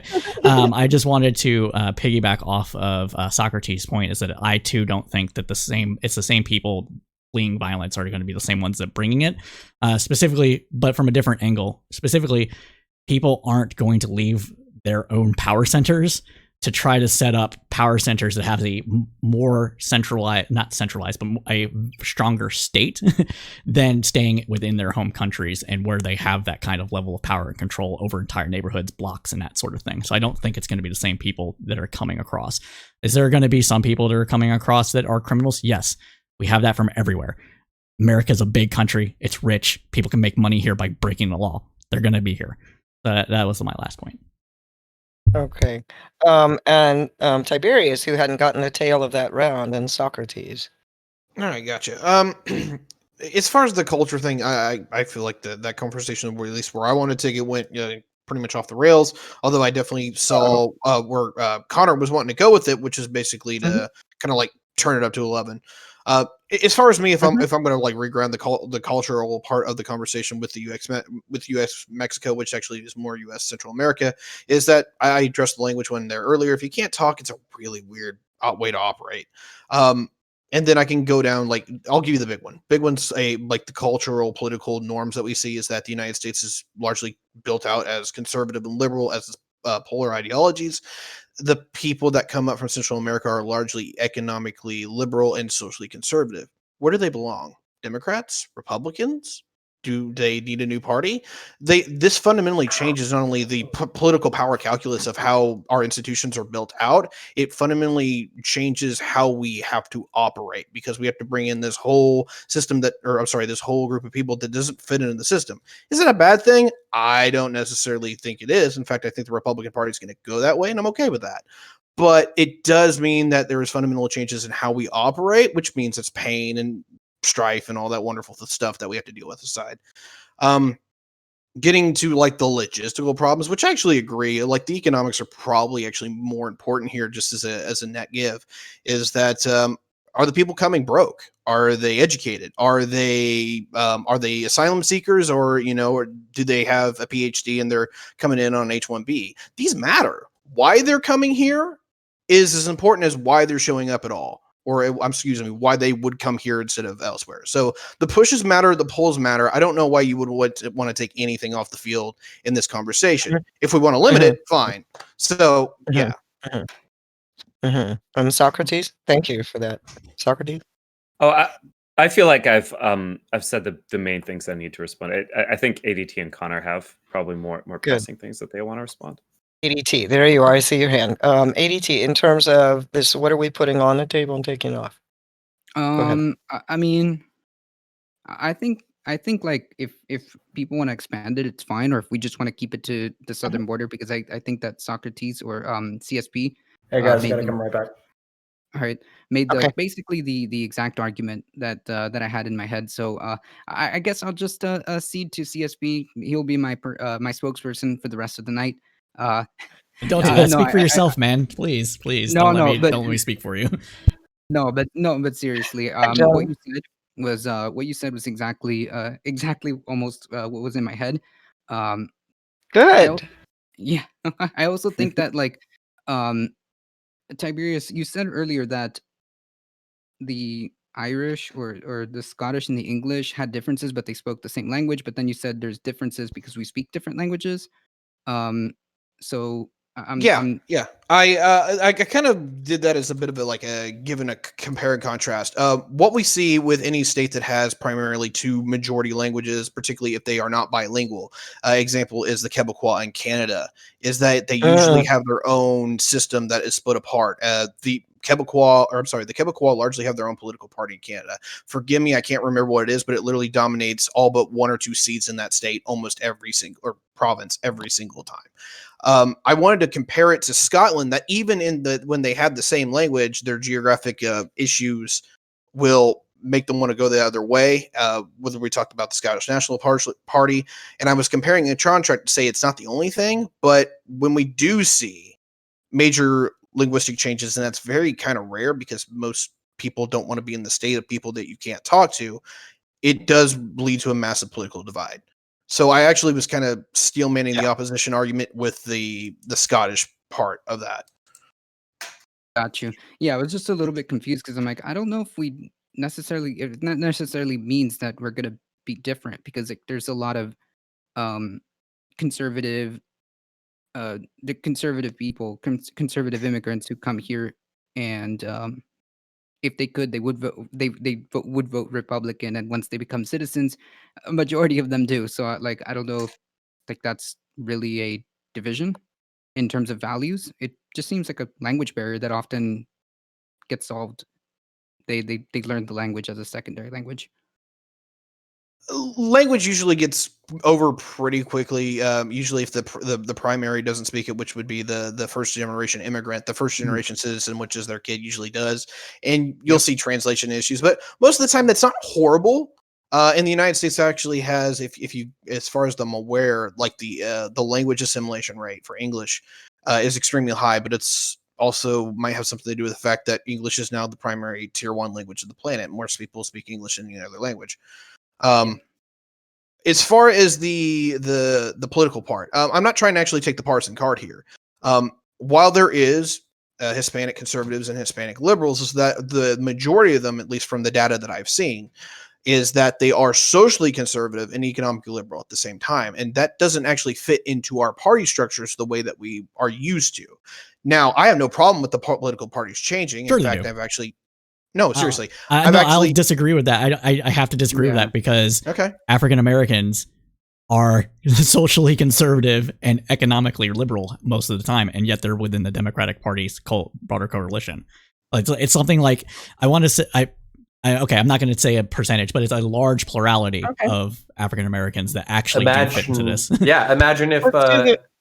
Let's do this. I want to hear everything. If you remember that protocol of interjection, it would help. Sorry about that. Also, if you can let them finish, sure. Make sure the pulse up, and then jump on it to counter. We're all literally sitting here fascinated.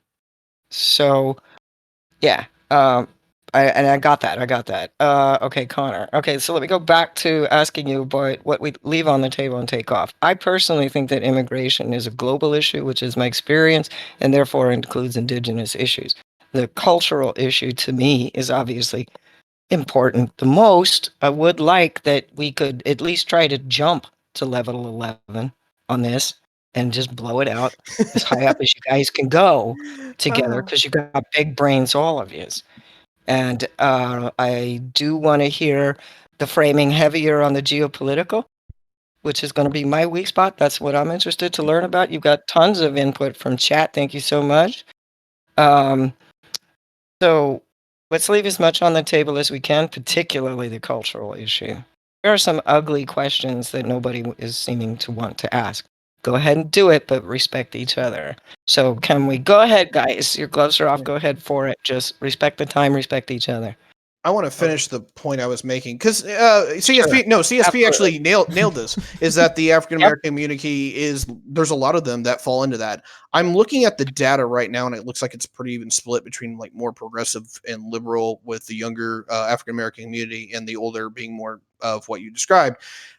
I'm gonna take the hard stance and say the problem with most of the African American community is that they are not in a number that matters, because of largely political locations, and the fact that they've actually been, voter suppression is that more often than not they can be simply ignored. And so the political institutions in this country, whether it be the Republican or Democratic parties, doesn't really care too much about them. With the arrival of the Hispanic community, that is changing. And so if I'm actually correct, which this is a whole other conversation entirely, is that when the Republican Party is done with its transformation, it will actually have at least half of the black vote. And I'll crap a brick when it happens, but I see that coming. Might not be right. Okay.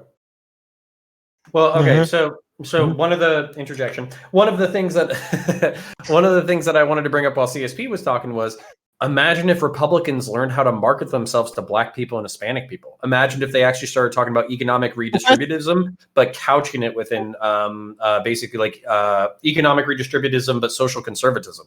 Not only could they steal the black vote, they could also steal the Hispanic vote. So I think Republicans, if they get their head out of their ass, could actually be really dangerous, really viable politically in the next couple of centuries. If they could stop being racist, chat says. Yeah. No, that's 100% true. I just dropped a link in the chat. It's a Freakonomics episode that is basically kind of tackles what Tiberius was saying. It's basically, if anybody knows the Free State Project, it's a libertarian idea of getting basically every single libertarian to move to New Hampshire and take over the entire state, because New Hampshire's already politically, culturally predisposed to libertarian ideas. That's why they call it the Free State and all this other bullcrap. It's not bullcrap, but you get what I'm saying.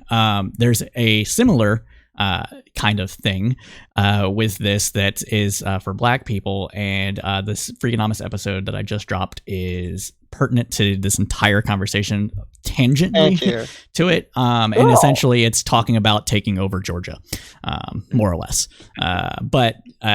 Which is ironic because never mind, I don't want to get into it. I'll talk about that after the cast, but yeah, I just wanted to put that out there. I'll have to say this, speaking of culture and language, a difficult truth.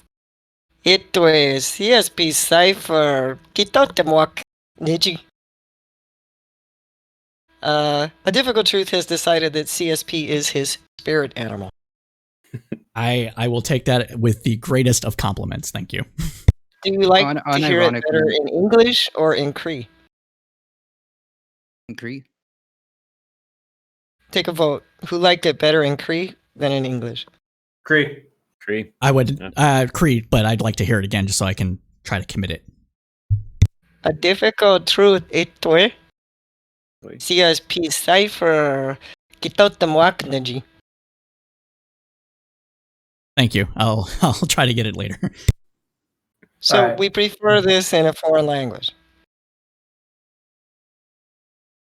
Well, so the assimilation of that language would destroy the ability to put that smile on your face. I'm just taking a jab in there. We do have to segue into indigenous issues, but thank you for that, both of you all. And Cree rules, because we're the best. Also, so at this point, we all have decided, we're very, very happy all of you have sat. Let me just be complimentary again. Remind you, we're hanging on your every word. We're going to back off and let you go ahead round and round. Would like Tiberius to take charge. We're going to let you go for a little bit of a ways. I want to bring in the border issue, indigenous, and we'll close it out. We've kept you here quite a while. So, Ty, would you take this and would you take the lead for the finale bit? Oh, are we doing closeouts or are we doing like one last No, round of not like close okay, out. just one This last. last part, this last Sure. leg. I know you're wanting to do geopolitics and like get in the factors there. We can do that. I don't know how much you guys know, which is probably going to be the primary limiter here. I can talk about the We're gonna actual learn fact. it from you. Yeah, okay. I can talk about how Mexico is actually we have a net negative immigration to Mexico for about the last 15 years. People do not immigrate to this country from Mexico, or at least not as Mexican citizens. Most of them are from the Central American states, that is Guatemala, Honduras, El Salvador, Panama. They're largely from there. Why? Those states are remarkably unstable. And even with the Central American Free Trade Agreement, they did not see the economic boon and that the social development that came to Mexico since 1990. Does not mean that the United States relationship with Mexico, as far as like an economic exchange, is the best. While we're seeing improvements in Mexico in both standards of living, quality of care, or quality of life, the other side of this is that there is a massive economic problem, and that's basically what we call the drug war. This is so multifaceted; it goes 1,000 different directions, very, very quickly. I want to be able to provide economic stability to Mexico, and that does mean trading with them. It means basically bringing them into the greater economic union of the United States, because the fact is that if you let Mexico on fire, it's literally like putting your neighbor's house on fire. It's going to burn yours. Just don't let it happen. Does that make costs and benefits? Oh, absolutely. I'm just going to say it's a net positive in that regard. But if we want to debate that, we can. As far as the social issue, I don't care too terribly much. I don't think it's too much of a problem for me, but I have, as a person who lives in the Midwest, I have seen the xenophobia and the racism get cranked up to 11 in my lifetime. I am scared of it, and I do see the physical impact that it's had. I caution people with being so gung-ho on this issue, as far as the blowback effects that come from that. I guess I'll end with this, is that there are plenty of reasons to be pro-immigration and pro-against. The general level that at least comes from me is that part of it's ethical, is that what state do you believe in? What kind of society do you believe in? Whether it's assimilationist, multiculturalist, whatever. And then also is that, do you want to do what Connor was talking about at the beginning? So you want to allow brain drain, because more often than not, that's the primary people that are going to immigrate out of a country first. They're best and they're brightest because they can access opportunity, and they're going to go to where the opportunity is. I'm proud to be in a country that has that opportunity for them, but I know that back home that has nothing for them. And so, do you let them stay? Do you let them come? I want to focus on that issue if we can, but if you want to go somewhere else, you can. And I'll close it with that. If I could jump in after Ty, is that cool if I jump in now? Please, there's another paw up. Yeah, no, I loved that introduction to this leg, this large third leg of the conversation. This is something that I've now heard like multiple times, of these kind of simultaneous questions of brain drain, and this idea that it's the most impoverished, possibly the most like violent criminal elements of a society that are coming here. It seems to me that this is maybe something that we should try to nail down. Maybe not in real time, but kind of just in general. Like, no, because, it sounds like a double standard. I 100% get where you're going with this. Mhm. Yeah, I don't want this to be Schrodinger's immigration debate, right? Yeah. So there's a level where there's both, and it depends on like what the institution that we're talking about. If we're talking about like Guatemala right now, I'll largely put it as anyone who was smart enough to have the ability to leave, whether they were educated or wealthy or whatever, they largely did. This country looks like it's on the path to civil war. Mhm. And so there's levels where you have that kind of thing, where anyone who is now coming out is just out to get out at that point. Particularly if you want another example, it's Venezuela, although that's on the other side of the Darien Gap, and that's a multifaceted issue on its own. Mhm. There's other countries that just don't have a general quality of life that we do here, and so they're going to just pick up and leave. I can talk a bit about Cuba, but more particularly, I can talk about Panama. Panama's not bad. People work on the canal. People live there. They built out a decent nation state for themselves. But we're talking about a place that has 1/8 the standard of living that the United States does. People are just going to naturally say, I'm going to try it somewhere else, because part of it is that we're marketed as the land of opportunity. Whether it's true or not, another conversation, obviously, entirely. But I'll put it this way. At least for them, even if it isn't that much of a land of opportunity, when you can walk across a border and improve your standard of living by a factor of 4, it doesn't matter if you're part of the lower class in that society. They don't care. They just increase their prosperity by a factor of 4. This is actually a huge one that actually gets me in trouble with a lot of leftists. Is that the reason I like most of the immigrants that come out from Central America is that they believe this nation is a land of opportunity because they will literally go from 1,000 to 10,000 in the process of coming here, and they don't have to do anything except work for it. I love that spirit. I really do. And there was just just one other point I wanted to make that Ty brought up really well that I really like, which is when we decide about immigration and refugees, they kind of end up getting linked and they're related. We're not just deciding who we bring in and the way that those people being here affects what America is, but our decision with respect to those people has a determining effect on what the soul of America is. So our decision in World War II to send back boatfuls of Jews who then ended up in the gas camps, people that, ancestors of mine, that's something that echoes forward of what America is. That's a moral decision that our country makes when we say, even though there's not so many of you, there isn't a measurable economic impact that is detrimental. Maybe it's certainly on a local level, it's like positive. But I don't know. I don't really feel like we can handle you being here. So just go back to your own country and die. Like for our country to make a statement like that's an action. That's a decision that has an effect on what our country is itself. I'm not trying to moral grandstand. No, I absolutely get where you're going. I'll put it this way. One of my favorite episodes of The West Wing is Shibboleth. Connor, okay. Shibboleth, okay. I gotta watch that show. Connor. Yeah, Connor, please. Yeah, so basically, I don't want people to misunderstand. I am not an immigration isolationist. I think we said that we didn't like assimilation. I am a immigration integrationist.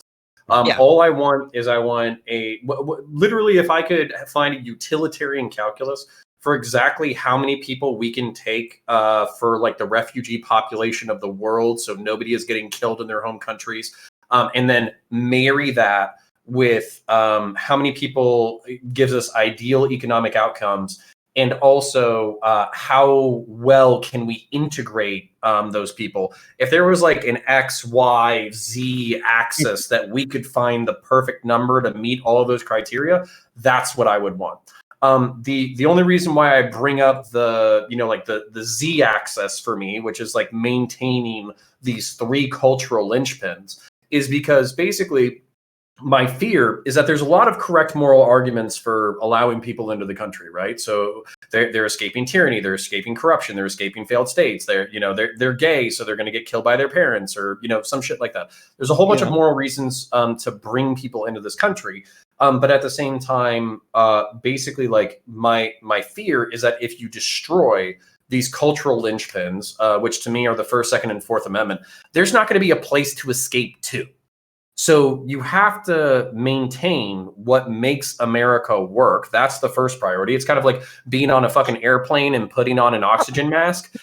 You put the oxygen mask on yourself first, and then you put the oxygen mask on other people. And this will be my final point before I yield, is basically I think that America does have a moral responsibility in South and Central America. I just don't think that moral responsibility is send us all of your refugees from failed states and we'll take all of them in. I think our moral responsibility is we have neighbors to our south who are effectively living in failed states. How do we support those states financially, diplomatically, soft power, hard power, militarily, training their people so they're no longer failed states? And that's what I would like. That way it's not an existential life or death choice for, what is it? I think we brought up not Grenada. What was the other one? Guatemala. Panama. Yeah, Guatemala. Guatemala and Panama. It's not an existential choice about whether or not they live or die, is whether or not they escape to the United States. And with that, I'll yield. Could I interject just because I think I actually agree, like maybe 100%. I want to clarify that. Is that cool if I jump in? That's hardly an interjection, but yeah, that's an agreement. That's an accord. Well, Go ahead. so what I'm hearing is it sounds like Connor is cutting through what I've heard described as the double blackmail of like racist conservatives don't want anybody coming in, and like woke liberals say like, oh, let's have everybody come in, but that's not an actual policy. That's not a thing that you can do, and therefore nothing gets accomplished, and those people still end up suffering. And it sounds like what he's saying is we need to actually figure out, okay, well, we could take people in different numbers of ways. Maybe we can take more people in if we take in more people who will economically benefit us so that our life raft gets stronger, and therefore we can take more people in. We might end up taking more people in as a result of this. And it's not about taking in more or less. It's about like how do we do this well? What's an actual policy we can have in place? Kick ass. Okay. Yeah. Love it. Yeah, and just to back that up, but I'll be really quick. I don't care if the number is 500,000 or 5 million per year, as long as you can justify to me that literally like social stability will be maintained. These 3 cultural issues that I care about will be maintained. We will, if we get to save all of the world's refugees from slaughter, then sweet. And if we get to maintain, and then if we also get to economically benefit, but also not brain drain all these societies, as long as we can like try to meet these factors in an intelligent way, then that's what I want. So ADT, how do the 4 pillars play into immigration? Also, would UBI in the United States, universal healthcare, also absolve all of those resentment of workers toward immigrants? 2 questions. Okay, so the 4 pillars. I've got you, Cypher. Go ahead. The 4 pillars, I believe, are just kind of like the core of what I believe in, which is food, housing, education, and healthcare. I think that a country as rich and powerful as us should be able to somehow move in the direction where people can actually have these things, just kind of as a baseline standard of living. And I do think that universal healthcare, I think that it should extend to immigration to a degree, in the sense that like, okay, well, at the end of the day, these people still end up like needing healthcare in one way, shape, or form, and it's going to cost us one way or the other. So we're going to have to end up paying for it anyways. I don't know, like, and besides, if we can move to a path to citizenship, then those immigrants will be paying taxes anyways. I think that kind of like fits in nicely. So to Connor's point, I think that yes, it's true. Should actually divert resources to figure out divert resources to the countries that need it, to the root source. I believe that's what Connor said, or divert resources so that they don't have a reason to leave, or something like that. I don't remember the exact point. The exact brain word, drain, right? Yeah, but the point is like similar. Basically, divert resources to those countries, help those countries, and what we can take in, we do. And I think that involves moving towards a path of citizenship towards the people that are already here, and so that way we can just kind of get them so that way we can get them citizenship, and those that we can get with refugees, we have asylum processes that we need to streamline and actually have asylum processes, because we don't have enough resources to adequately process all these claims. We need to be able to divert resources to that, and we need to be able to divert resources to the countries themselves, as Counterpoint said. So on one hand, let's say we have this problem of the workers and in particular the working class, traditional "don't take my job" credo, and also elitists, perhaps, or purists, I should say. Let's call them purists.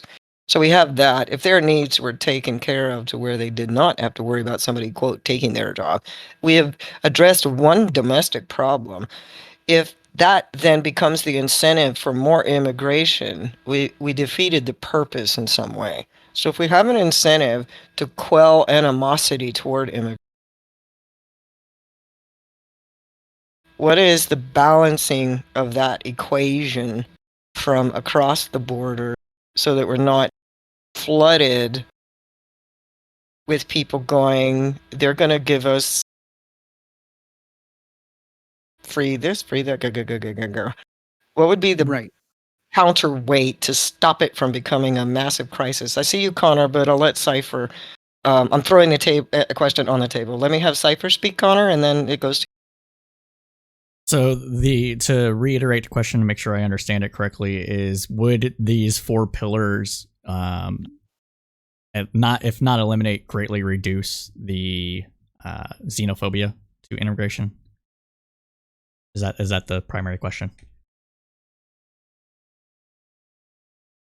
I would interpret it somewhat that way. Literally, Okay. the UBI and reducing xenophobia, correct? So, in terms of resource management, yeah. It depends. So in the United States, majority of people still believe that taxes fund spending. And as long as people believe that, they're going to think that they're having money taken out of their pockets to pay for things that to people they feel like don't deserve it. The United States has a huge issue with people viewing non-citizens differently than citizens, just in general. Now, I don't know if it's a problem necessarily, but it does create problems. I'll say that. I'll say it creates problems. One of those being like, well, we can't have open borders with a welfare state. If you have a welfare state and open borders, then you're just going to have a flood of migrants coming into the United States to mooch off of the richness of the country. That's not true, but that's the implication, right? That's the conservative mindset in general about how these things work. So until that is lessened, I'm not sure if it would actually lessen the xenophobia. What it will do, though, is it will improve the material conditions of the vast majority of people within the United States, which may reduce some of the economic anxiety just in general that we're seeing in the U.S. So it could have a knock-on effects on xenophobia and that sort of thing, but I don't think it would completely eliminate it. As far as a universal basic income, is it going to be universal if immigrants aren't counted? I don't know. That's another question to be had about the debate with the UBI, if we even get one at all. So I think those are the scope things. of universal, correct. Also, what the important thing of this is, what is the count?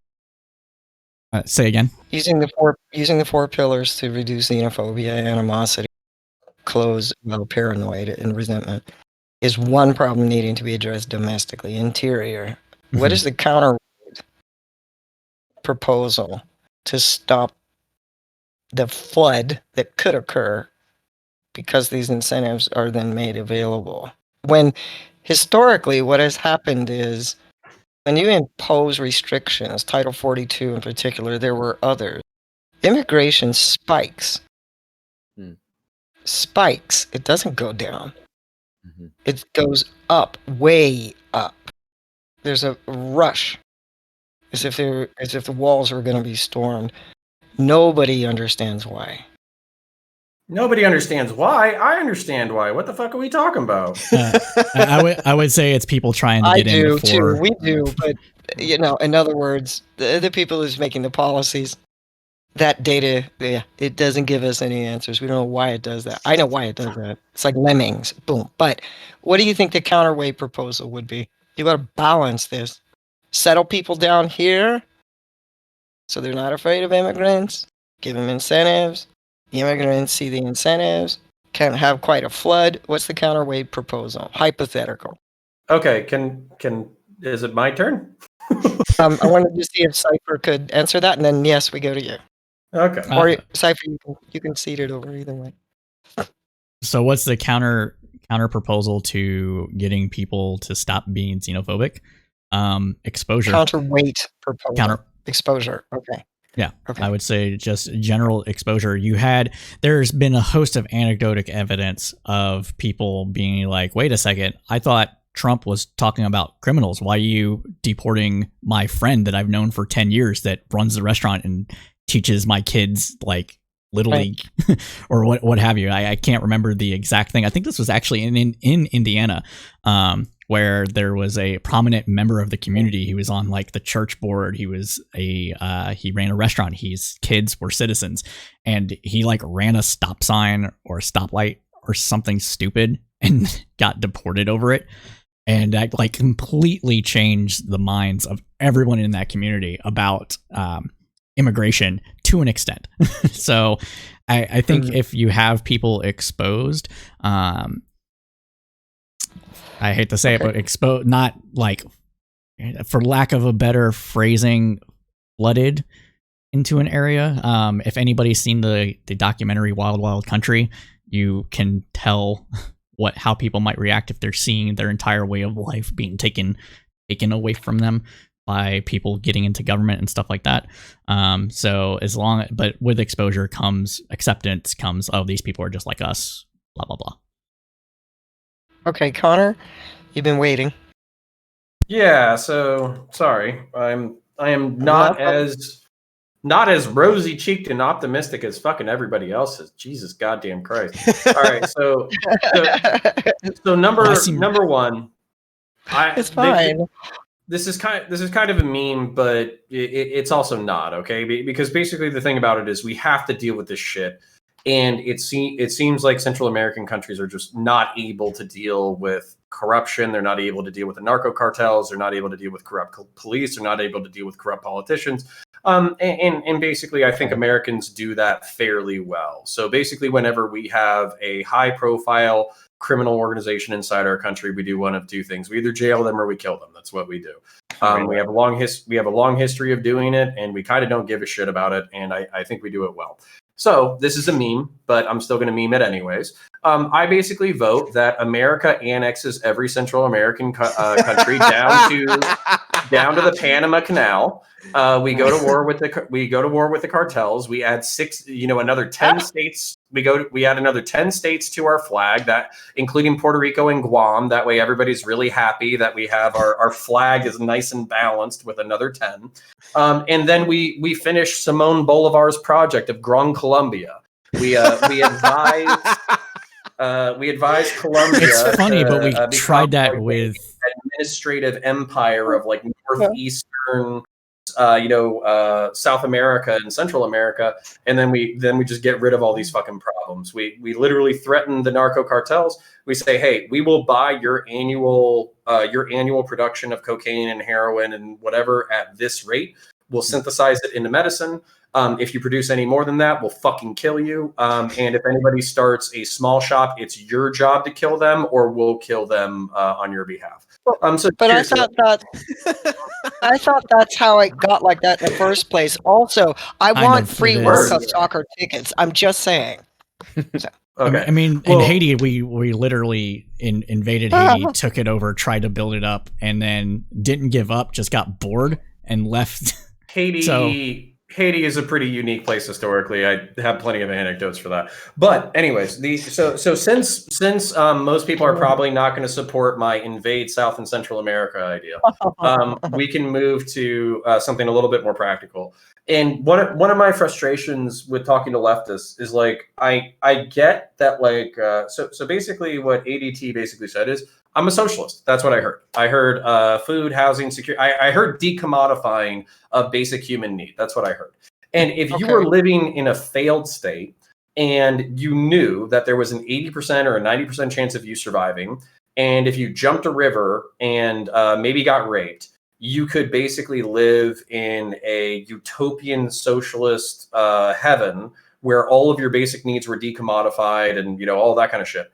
Why wouldn't you do it? Like, I have no idea, like, how you do a utopian socialist welfare state with a bunch of failed states to your south and don't expect to have. I don't even know the population of South and Central America. Is it like 800 million? I It's don't 200 understand. million. Yeah, I don't. 200? 200 million. That's not that many. I'm going to Google it. But I don't understand how you don't have 200 million people north of the Rio Grande in a decade. So with that, I yield. 200 million people north of the Rio Grande within a decade. Okay, so the numbers of refugees. You're saying South and Central are 200 million people? I don't think that's No, right. I think the I'm entire just- continent is like 1.2 billion or something Ju- like that. Oh no, It's like a you're billion? You're thinking of Africa. Central America. That is Mexico, the Caribbean, and like everything between Panama and Mexico. That almost rounds out to like 210. The last I checked. What's South America? I've got South America altogether. I'd have Yeah, to because tell I you was that- adding both. Oh my, yeah, I'm terrible. All right. 600. It's Check- 600 million. Yeah, So it'd we be would- about. Yeah, it would be. So we got would have Whatever- 600 million people inside the United States in a fucking decade if we did what ADT wants us to do. Whatever So- the numbers are right now, the number of refugees alone that do not even include asylum seekers has already topped over 40 million in 2017. I'm sorry, say that again? The number of refugees. Globally or applying for asylum specifically in the United States? This is not even asylum. These are internally displaced peoples. Refugees. Globally? I'm just Chiapas? asking globally. No. Chiapas, Chihuahua, Guatemala. There's 40 in this million area? internally displaced people in South and Central America. And hit in 2017, Mhm. 40 million. Yeah. That's fucking insane. So yeah. just to And- throw you some numbers to give you a perspective on it, why wouldn't there be and of course 40 million people clearly did not make it. Just to give you that perspective. Those are just the IDPs. There's some funny numbers with this. I'm gonna break this conversation up a little bit because I think it's really important. What we've seen definitely because of Venezuela is that there is a serious issue when dealing with Central American immigration because literally anyone and everyone can walk here. Getting past what is called the Darien Gap, which is about a 30-mile stretch right south of the Panama Canal, is incredibly hard. No one can walk through it. It is some of the most rugged topography and geography on the surface of the planet, and particularly the continent or the Western Hemisphere. Almost no one crosses it. If you do, it's by boat or it's by plane, which usually that's mostly drug runners and human traffickers, that kind of thing. So immigration out of South America it can happen, but it's very negligible compared to Central America. So I would almost advocate table South America. It's not nearly much of an issue. Okay, so that's my new border for Great America and Grand Colombia. So there we go. Fair enough. Right in that Fair area. enough. ADT. Can we go north, get those ADT, cheap yeah. drugs? Oh, Jesus. Do you have any idea Okay. what it takes to get on that train or go through those Cayotero gauntlets? Go ahead, ADT. I don't think that number one, having a baseline for like human necessity necessarily means we're in a socialist utopia. And second of all, we as Americans probably have the resources. That's really weird. Why aren't we 325 million people moving to Denmark where they have absolutely education, they have healthcare, they have housing programs, they have like all of these other stuff. That's really weird. 325 million people. I think a lot of us they should, are, but they're just not doing it from probably, South America. Interjection. Sorry. Yes, Yeah. interjection. Sorry. They don't have I would guns like to hear- and they don't have 24/7 convenience stores.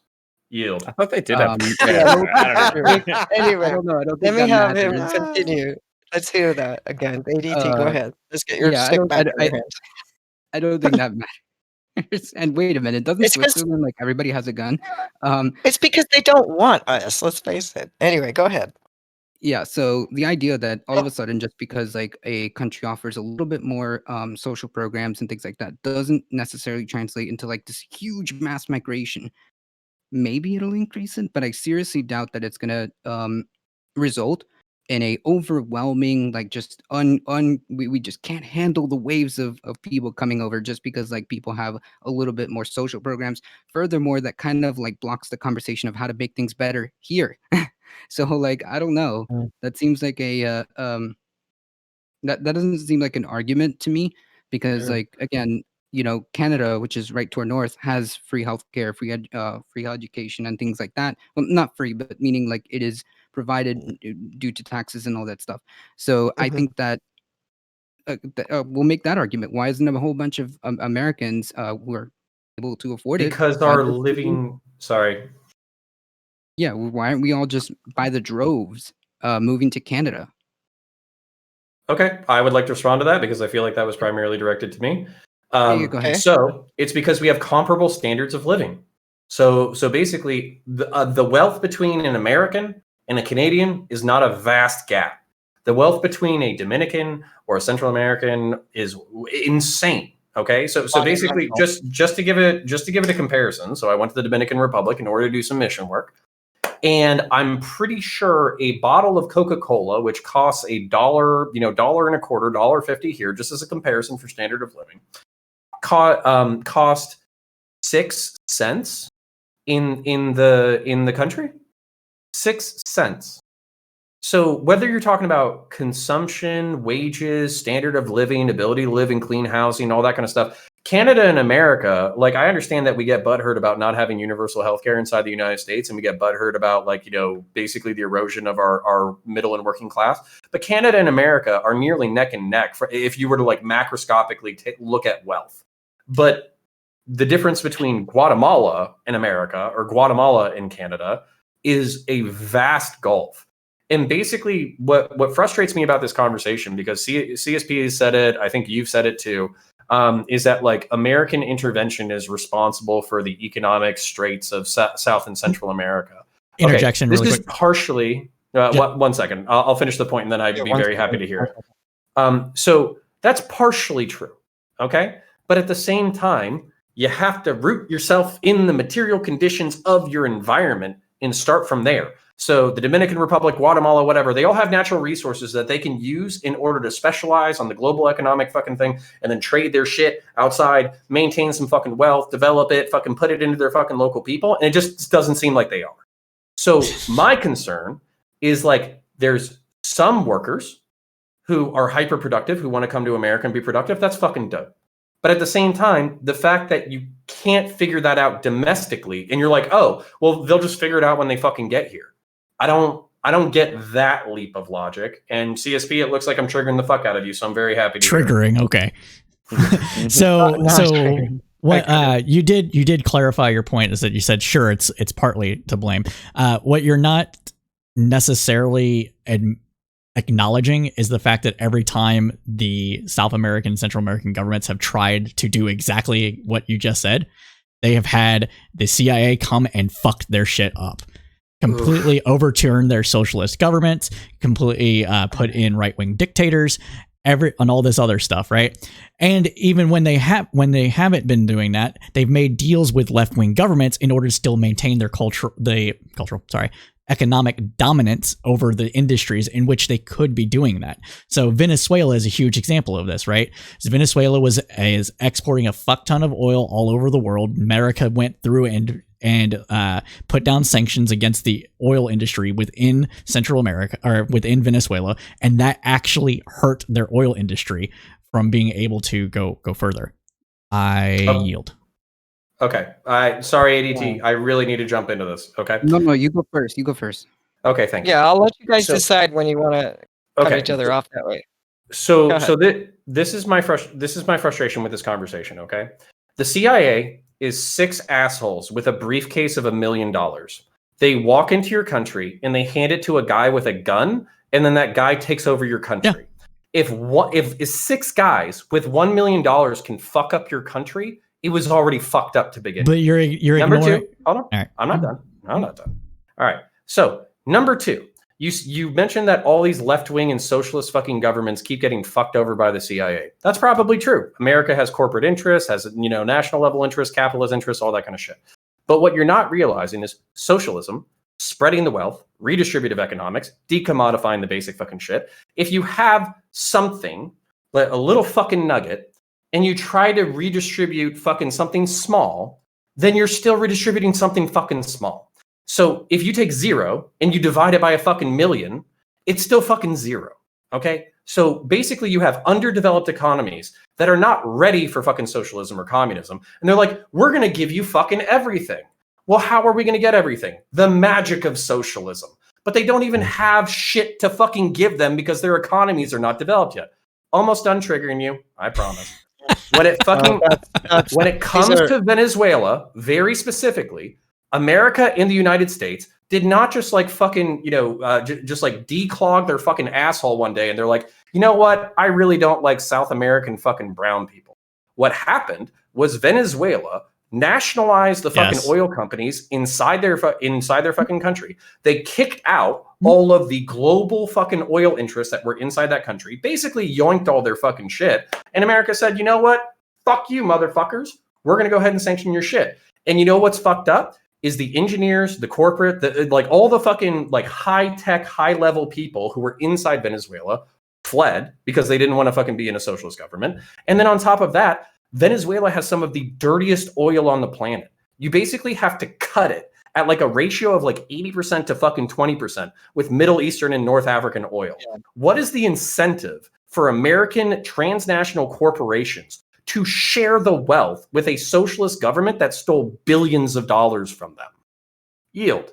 No, I will concede the point on Venezuela specifically because they did it in such a bad way that it gives all leftists everywhere a bad name, honestly. I don't consider myself to be a leftist. I consider myself to be a Rawlsian. So there is a difference there. And I encourage everyone to please read the Theory of Justice and Justice is Fair and Necessary Restatement if you can't get through the slog that is a theory of justice, because it is a slog.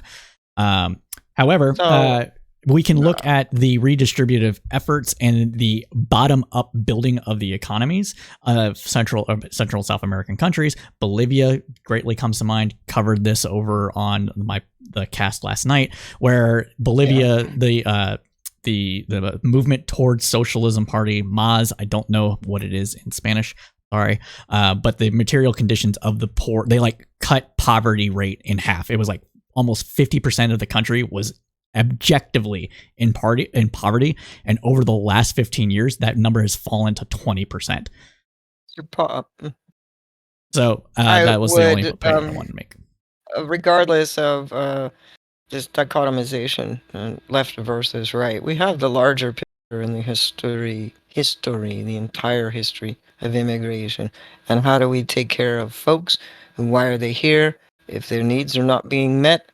And then we have to talk about what happens when you take indigenous people, split them in half, and then treat them like illegal immigrants. So ADT had his paw up first, and then between Connor and Socrates, you'll choose. But ADT, go ahead. Wait, can I just 1 second? Sorry, I just have to go walk my dog. Go ahead. I'll be back in 30 minutes.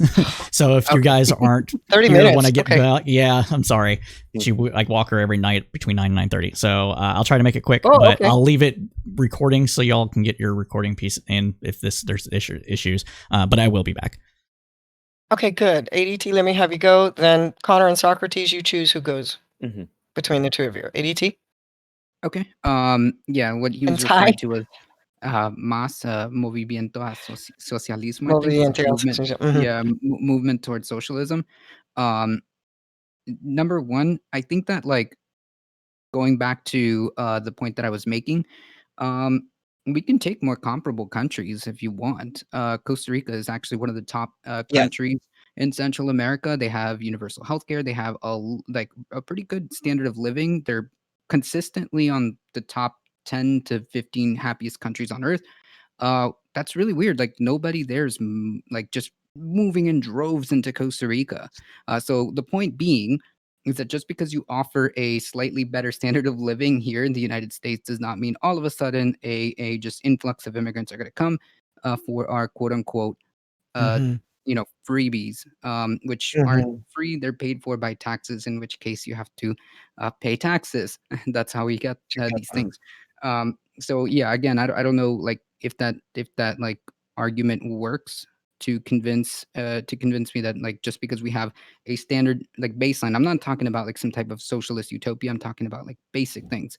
That does mean that does not mean there's just going to be like a massive influx of immigration. Sorry, and Okay, with that, good. yeah, go ahead, Connor. I know you wanted to respond to CSP, or I don't know, because he left, unfortunately. But go ahead. Yeah, sorry, Socrates. Do you want to jump in real quick?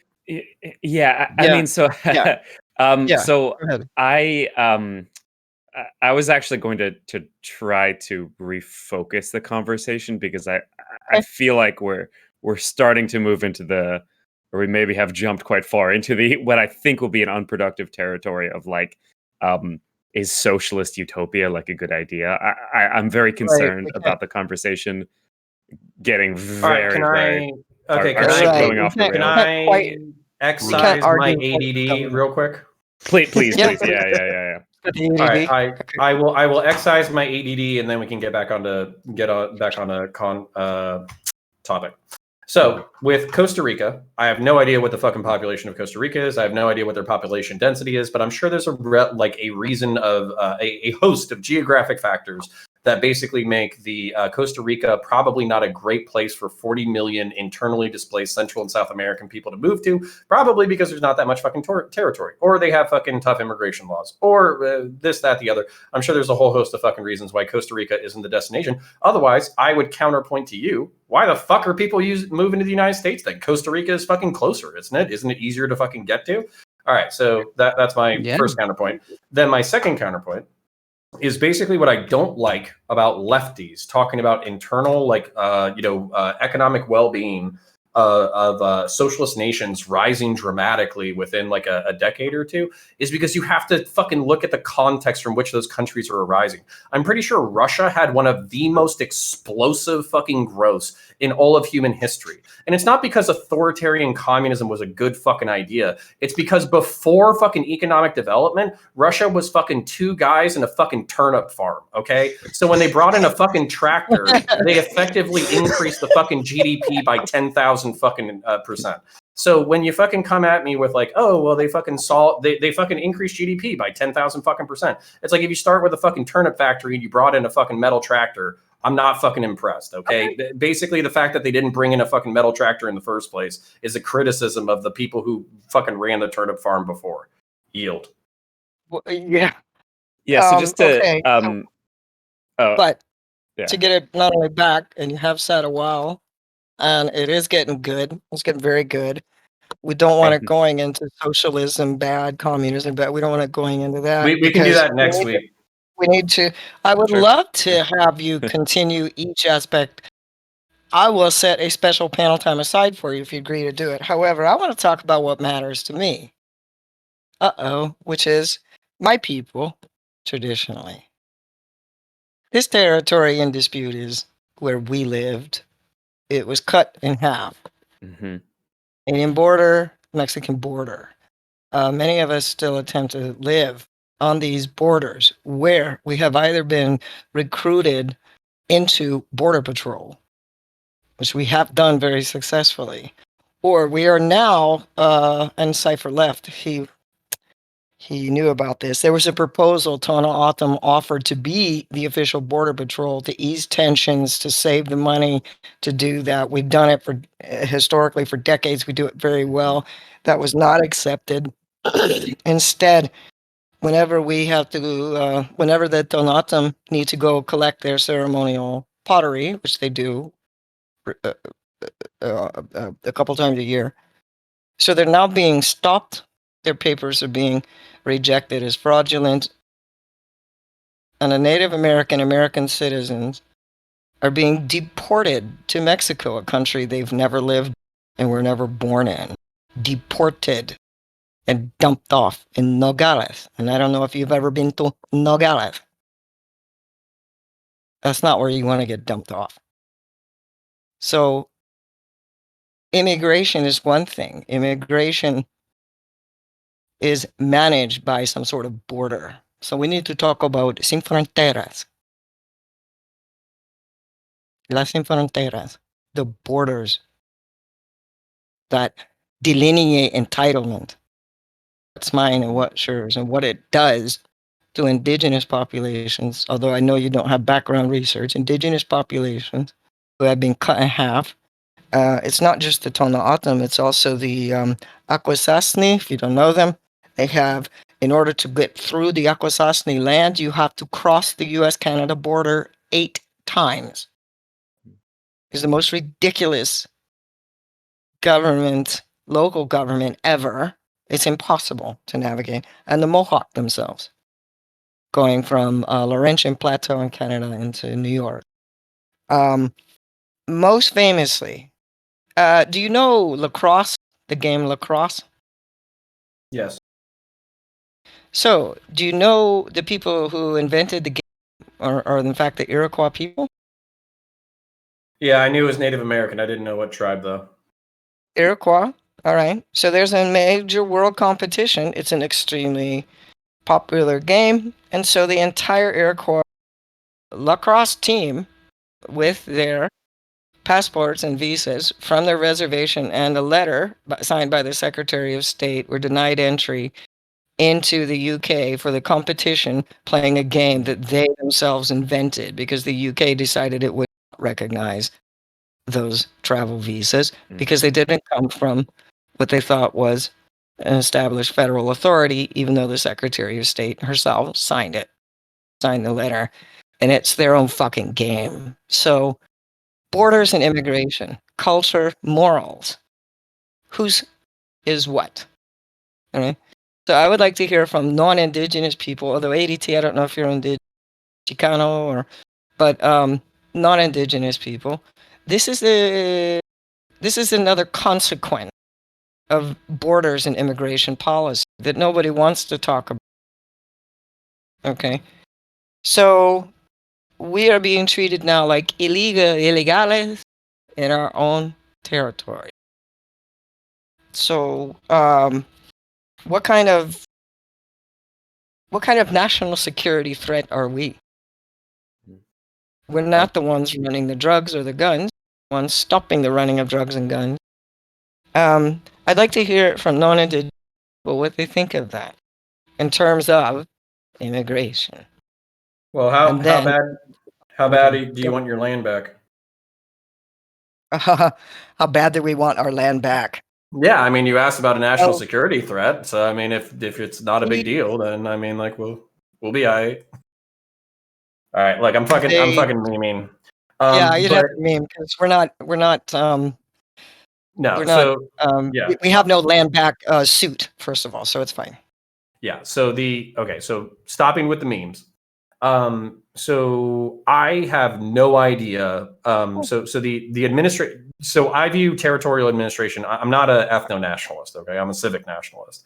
So basically meaning that I think that the virtues or the principles that people choose to abide by should determine whether or not they gain access to a nation, a continuous area of administration.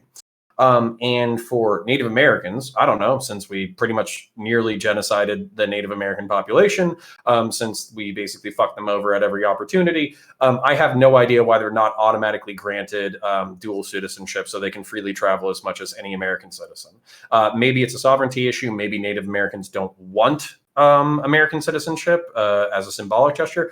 But from a pragmatic standpoint, I don't know why dual citizenship wouldn't be automatically granted for Native Americans. Right, but the Border Patrol itself has determined that somehow we're illegal and deporting. Yeah, I mean, like, so this is kind of meany, but this is how I feel about it. It's like, we fucked you over, stole your land, moved you onto like fucking reservations, said that you couldn't go here, couldn't go there.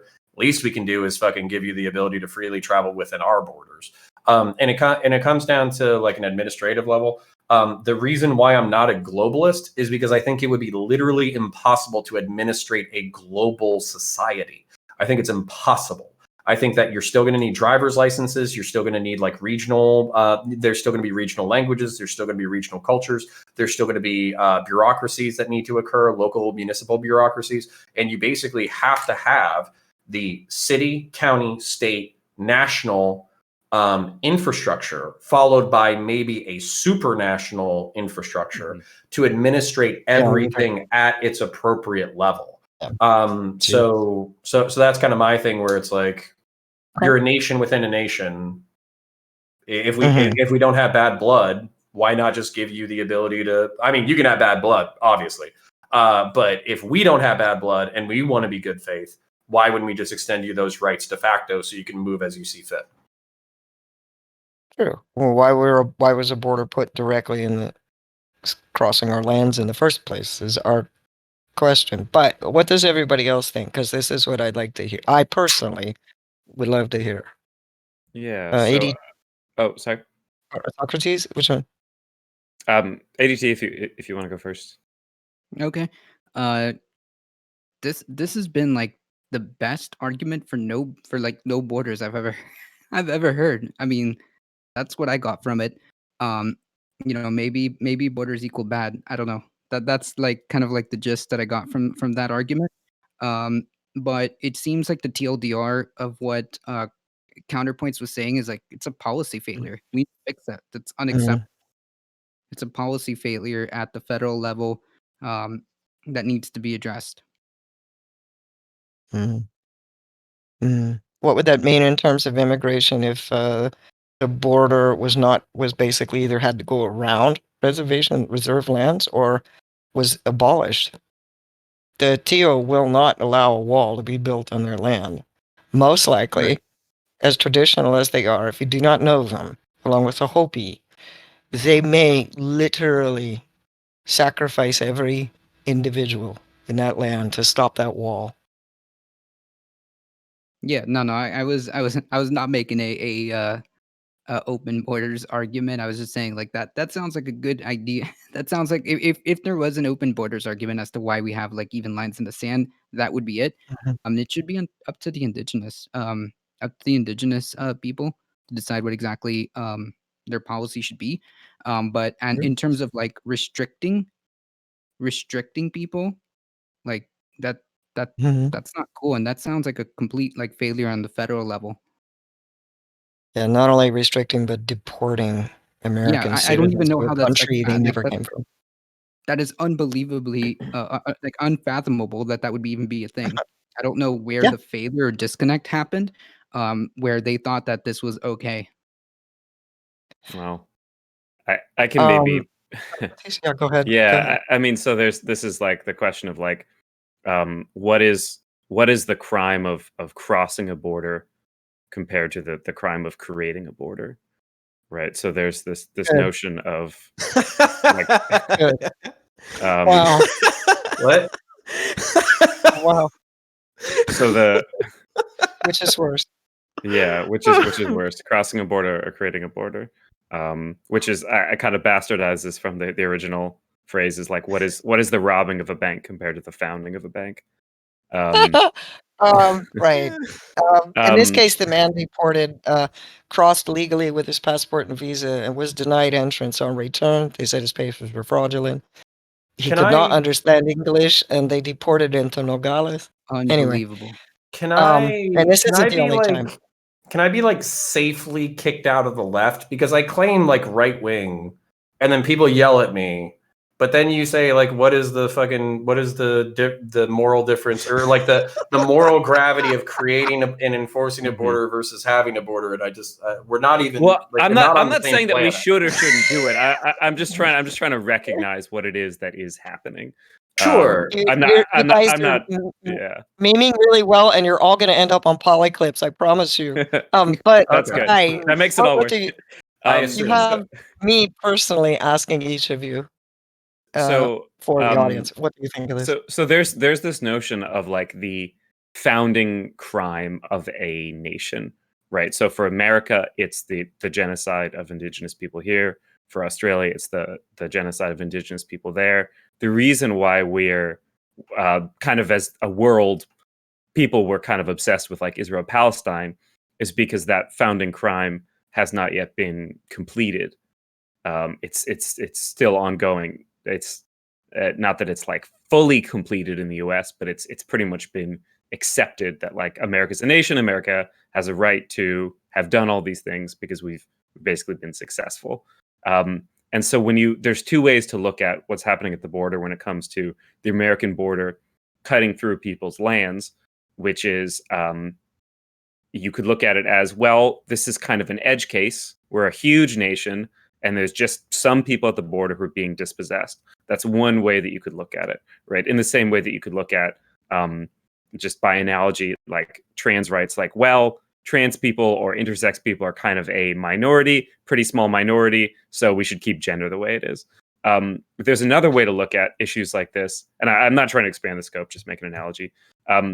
There's another way to look at this, which is that this kind of breaking of the fabric of reality, we're kind of seeing behind the curtain and seeing something about how the whole system operates by seeing this kind of bizarre kind of phantasmic event at the border, where it's like, well, you've lived on this land for centuries, since before this nation existed, and we're now going to declare you like aliens to this place.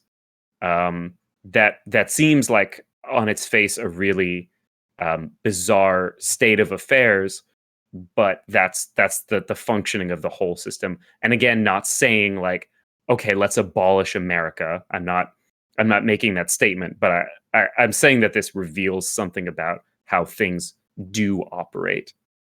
Okay. Well, I need to. How they should. So yeah, sorry. So basically, like this is my frustration with the abolishing, like the abolishing argument or the crime argument in Socrates or ADT. I'm not trying to straw man you, but basically, it's like you're like, oh well, you know, America was fucked up and we did this fucked up thing and we set this border. I'm pretty sure that border was set 140, like 100 and maybe 68 years ago or something like that. Like the War of Mexico was like somebody Google the war, the Mexican American War. That was when the border was set by the United States. 1848. No. It was officially established because white residents of Southern California did not transmigrant workers, 2 million living there or working there, happened after the Dust Bowl. So it was officially established, and then these workers were supposed to have been sent home. And of course, they built the border and closed it and trapped them there. So it's the ending of the transmigratory visas that's the problem here. Mm-hmm. Well, the border, physical border and official border was established for that reason, to tighten up that area. It had more to do with the Dust Bowl than anything. Sure, but at the same time, the solution isn't to eliminate a border. The solution is to basically reinstitute transmigratory visas for people who should have the ability to do so. Like that's where it's like, or as I earlier said, we can invade down to the Panama Canal, solve this problem too fucking sweet. So you know. It sounds funny, but someone in chat was saying, you know, you do have in Africa, you have nations that will just hemorrhage citizens due to. And Scott had said, well, when that happens, why doesn't the origin country just cede more land? That way, why doesn't the United States cede more land? No, that was something in Africa, but the idea of let's just annex countries. There's a parallel there with things that are happening in Africa, where the nations hemorrhaging members, they're not sustainable, and they we'll just cede the land to the country, and therefore technically they're citizens. Now, something along those lines has been happening, so it does sound kind of like that's a big meme, but there is a kind of analog to that. I think, but I think the actual, I think the actual chances of us, you know, actually becoming a unitary political entity with South America running all the way down to the Panama border, I don't think there's popular support for that in the United States or Central America. Probably. It's not tenable anyway. It's although I wouldn't mind starting to ask. Like, I like that idea of making the flag like keep it square, because that's like, you need one more. Like, how do you make a flag like that? But make you 10. Need 10. Yeah. I get squared Ty, off. Yeah. I like don't think that. you got in on that, and I haven't heard your take precisely I'm a little lost because you asked on this about question. what this What you think about the borders cutting through reservations and the fact that you have indigenous people who went to Mexico, for instance, legally and were stopped on the way back and deported as if they were illegal immigrants. Okay, yeah, That's the reality. What do you think of right. Yeah, I'll surmise this into two pieces. Number one is that let's just be honest here. This is business as usual for the United States and the Mexican government. The reservation system is just something they're trying to get rid of, and that? any more that they can destroy it, they will continue to do so. Uh-huh. Mhm. Uh-huh. Just blatantly Actually, that. he's right. He's right. That's what it is. yeah, I wondered if he knew that. Yeah, they don't. The United States government doesn't not only sees the reservation system as just something that was a means to an end, but now it's just something in the way from formally annexing the territories outright and just basically finishing Manifest Right. Destiny. Speaking of annex, yeah, they didn't expect us to survive, is what the truth is. Well, And here's the we worst didn't part about die. this: you're on the way of being out. Every Wow. demographic trend that we're seeing with the Native American community is that you're all gone by 2150. Oh no, hardly.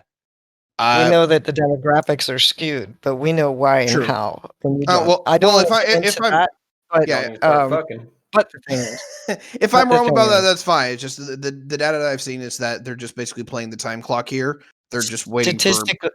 Yeah. I can only tell you The that time statistically, clock. that's skewed statistics in order to make it appear that way. That is in fact not the case. However, we have our own problems, none of Mhm. which I asked you to research or talk about here, like blood quantum. But I just wanted to hear from you what you thought. And you are right. They are attempting to dissolve a lot of reservations because Congress won't. So some other party took it into their own hands. Also, the TO protested against the wall, and so there's a whole lot of what looks like retribution on the part of the Border Patrol, which on the border appears to operate now as an independent agency. It's no longer responding to any directives. Don't know if that will change with Biden's administration or not. Question. Appreciate your input on that. And CSP, if you're back now, do you guys been sitting for a while? Would you like to stay and sit for longer? I kind of have a hard out at 11, but I do want to hang out as much as I can. So. Okay. Yeah, For same. sure. So Are 11. we opening it up to like open chat coming in, etc.? Is 11 You can- 7 yeah. minutes from now? Yeah, it's 11 7 minutes from now. It is, but like I can probably hang out for like another 10 to 15 after that, and then just beg for forgiveness from my wife. So Okay. If you guys would like to go ahead and continue your last, give you maybe your closing statements or whatever. If chat wants to come over and hang out, chat, put your paws up in the chat. We do have a few people that generally stick around and talk because they love you guys. So if you want to go ahead and give your closing perspective on this, it's a lot. You've unpacked a lot. I would like a continuing conversation sure. with you guys and then others coming in because you're so very different, but necessary. And although you've kind of bonded up a little bit, yet your perspectives are distinct. And all I ever wanted to do was get a thorough take on something, and that's what you're bringing. So it's up to you. But go ahead and do your closing statements for this, and then we'll see if we can just have a little after party or something. Okay. Who wants to kick it? We'll leave Ty to be the last since it's especially his field. Who'd like to counter? Why don't you start because you have the hard stop? Sure. So basically, when it comes to this topic in particular, I think we can do some administrative fixes. I think the fact that Native Americans have gotten fucked over super hard throughout history, and specifically with borders or basically trying to play their own game on an international level.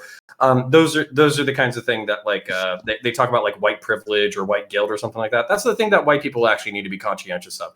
hey, we fucked these people over. We literally stole their land. We killed like 99% of them. Maybe we could fucking let them play lacrosse in the UK and fucking give them the ability to travel to holy sites back and forth without harassment from law enforcement. Specifically for that, that's kind of where I'm at. I don't think you need to abolish the system or anything like that. For the topics in general, I'll try to be very brief, but basically I'm interested in preserving three things: right to freedom of speech or conscience, the right to defend yourself, including up against your government, and a limited government that actually follows the rule of law. I think I pleased Socrates with my XYZ axis analogy of the three factors that I'm trying to balance to actually create a functional society. If we can meet that thing, I don't care if it's 500,000 or 5 million people. I am, just interested in maintaining a healthy and happy republic without destroying the rest of the world in order to do it. So with that, I'll yield and let these other galaxy brains get their galaxy brains out. Fair play. Okay, thank you so much. If you need to just hang in Discord or whatever, anybody in chat, if you want to do that, pick another chat channel, voice channel. I think Fire Ring is fine. In chat, if anybody wants to go hang out and meet Connor, you can join him in there.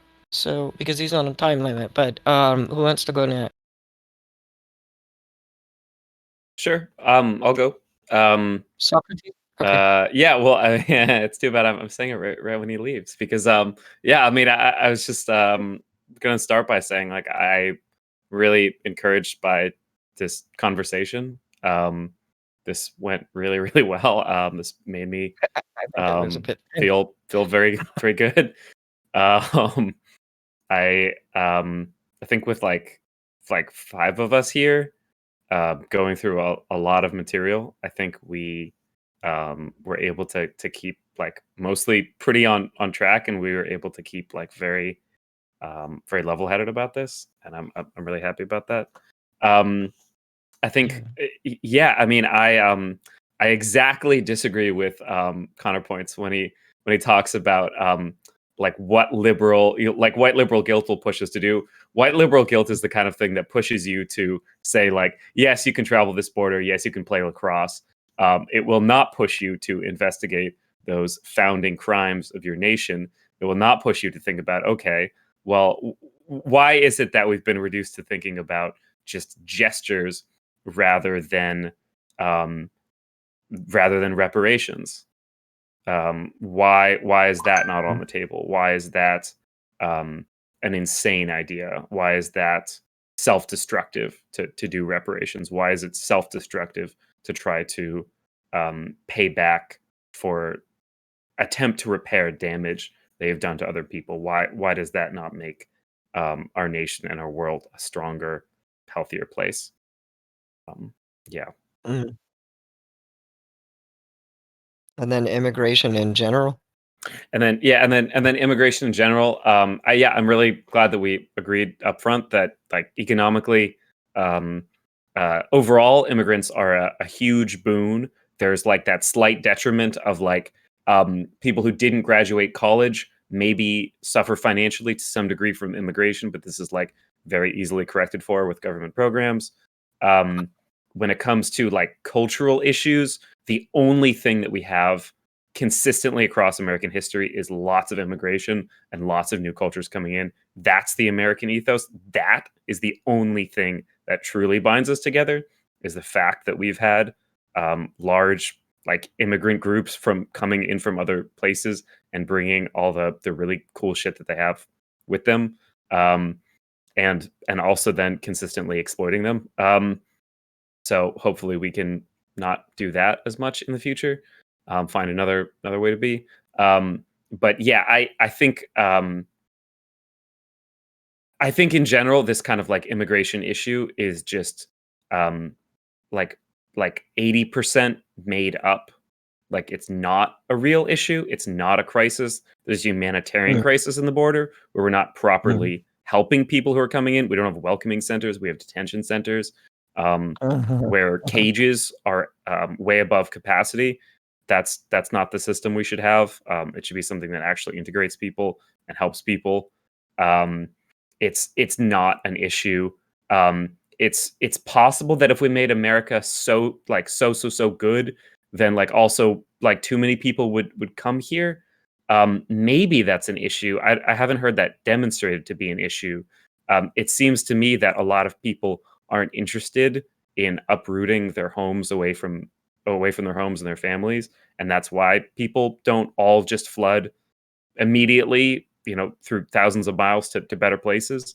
Um, it seems like no one's demonstrated to me numerically that it's an issue, financially, that it's a burden for us to provide services such as healthcare or UBI to people who come here and work and pay taxes despite not being citizens and being undocumented. Yeah, the kind of detriments seem like so far just made up issues. Thank you. Okay, if you want to step into the firing, Connor may still be there, and if anyone in chat wants to join and talk to these guys for a little bit, they're going to be in the firing in the Discord. All of you should have the links. If you do not have Discord, here is the Discord.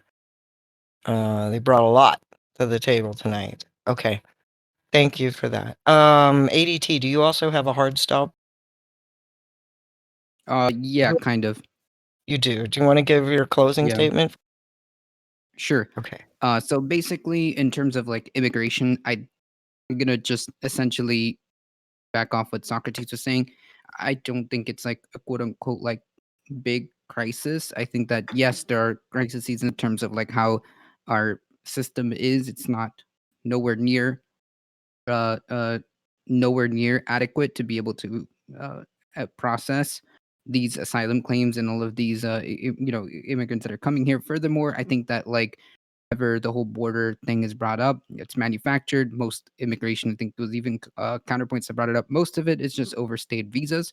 So like the idea that there's like some kind of um there's some kind of like scary crisis at the border is just not true. And I think that we can do a lot of improvements to make sure that we can not only have a humane process, but also divert resources to these countries, which we kind of owe it to them too, um, to try to fix that problem. And like Socrates said, there's just like no real reason as to why us having a slight improvement here in our country means that people are just gonna start like immigrating here. I think that immigration is important to this country. I mean, it was literally it's the foundation of this country, and in a sense that like we're all like immigrants. I mean, I'm an immigrant. I'm the son of immigrants, and I think that I think that we do have a lot to contribute, and I think that I mean it's literally emboldened in one of the most iconic things, which is our Statue of Liberty. I mean that's literally what it was about. Give me your tireless, give me your hungry, give me your poor. Right? Is that not what it says, or something close to it? Um, so yeah, why not? Why can't we do what's right, do what's humane, and also when we can help the other countries do that as well? If we have so much, why do we withhold? Correct. Okay, if you want to hang, like talk with the fellas and maybe some people in chat, and if you have to go, still want to say appreciate you being here so much. I think you've unpacked a lot, and that this could be a series that I would love to host in and of itself if anyone would consider that. I think it's fantastic. It's my actual work, one of my areas, so obviously it's important to me. So I was very happy to hear everything. Okay, and I want to thank you again, and hope it wasn't too rough. You got tense, but you held your own as usual, and you found a spirit animal. How about that? Yeah, and I'm telling you, like a lot of the stuff that you were saying, CSP was like word for it, because like uh I'm not exactly the best type of like public speaker or anything Yeah. like that, which is why I remember in our interview you asked me what was the latest book I was reading.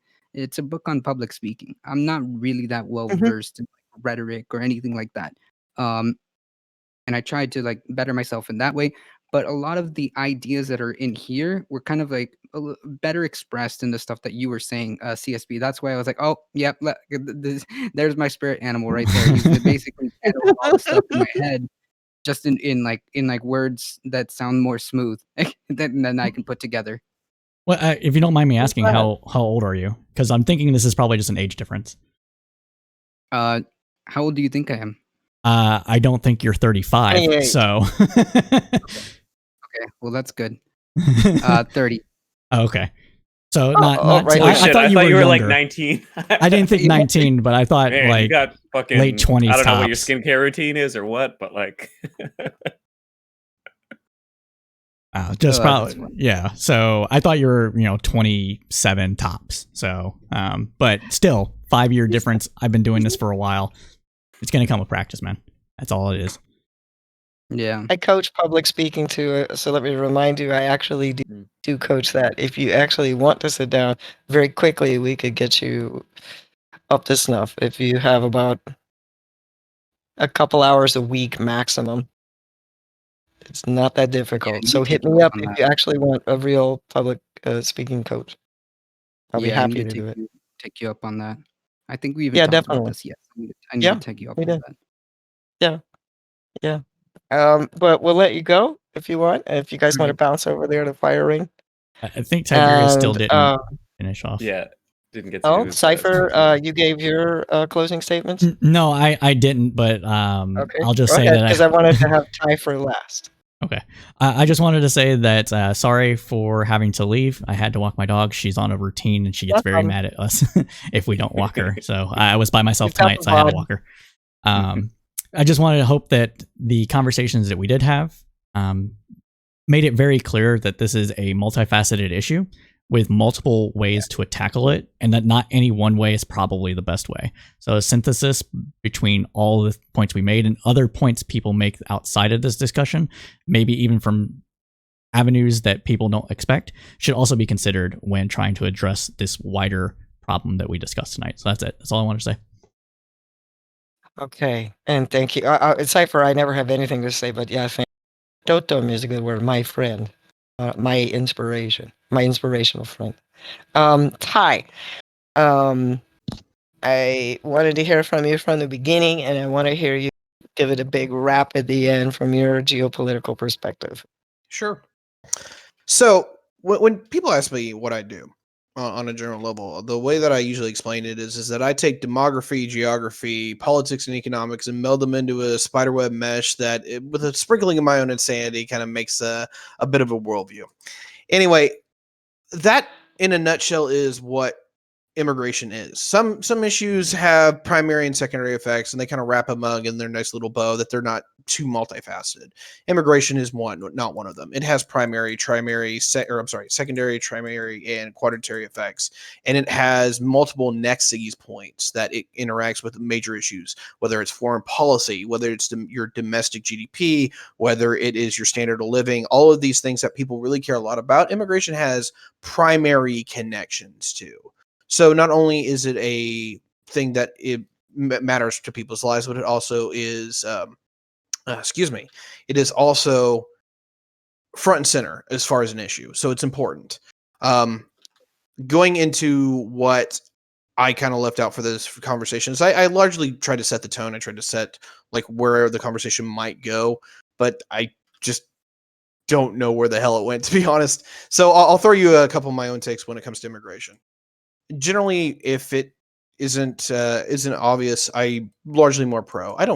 I believe that most people among the world are kind of, as somebody put it, are or want to be American. They like our ideals. They like the idea of making their own individual choices, and basically, in principles of liberalism, to a large degree, they want to embrace. They would like to be a part of. We do it better than some other folks. I'm not gonna nationalism on this one. I'm just going to say that people want to come here because we do offer opportunities and greatness, and I want to open the door for that. Is there problems with that? Yeah, I'm going to advocate strongly for being pro-immigration, but I'm also going to be strongly in favor of border control. I want to know, hey, when you come here, get your papers. Let me know who you are. Why should we trust you? Why shouldn't we? If you're human trafficking, we want to stop you. If you're track using heroin that's going to kill my neighbor next door. I'd rather stop you there too. There's a long and a short here, but the simple and the fact is that as far as immigration as a whole, I'm pro. Border security comes as a close second because you have to like at least figure out who and what's going on. And then the third that really matters to me is how do you treat the people who are leaving their lands to come to yours? Not only domestically, as in are they actually treated as full citizens or are they just treated as peons? There's a big conversation there. The other side of that is what is making people pick up and leave? Are you treating them there fairly as well? That's a big conversation, which I think Cypher put up earlier is that, you know, CIA interventions, that kind of thing. Yeah, that's going to make people not want to stay at home. They're going to want to pick up and go thousands of miles to a place they never heard of, or more appropriately, they're going to pick up their stuff. They're going to go 2,000 miles to a place that they don't know a lot about, but they hear it's better than where they are. And that takes courage and a whole way of life and change. That's respectable and commendable, but it also means that there's a problem. And so to bring it all full circle, I thank you all for joining me. I thank you for bringing me on. It's been a pleasure. And if you have any questions, I can stick around for a minute. Oh, good. Okay. I want to thank all of y'all, if you will. And I hope, chat, you had a fluctuation stuff, and then we came back. So I do hope that we'll join you. If you guys would move over to the firing, I'm going to go ahead and close our VOD out, get it nice clean. I'll get it up. I'll put it up. Heart. I can't thank you enough. Scott, jump on in that voice chat. Scott has a lot to say. We're going to end this for tonight. End the panel for tonight. Again, the guests are marvelous. Sit by, they'll be in the firing, some of them. Go hang out for a bit. If you guys will go ahead and exit, and then we'll just close our session out. Or do you want me to drag you over there? You've got it. Okay.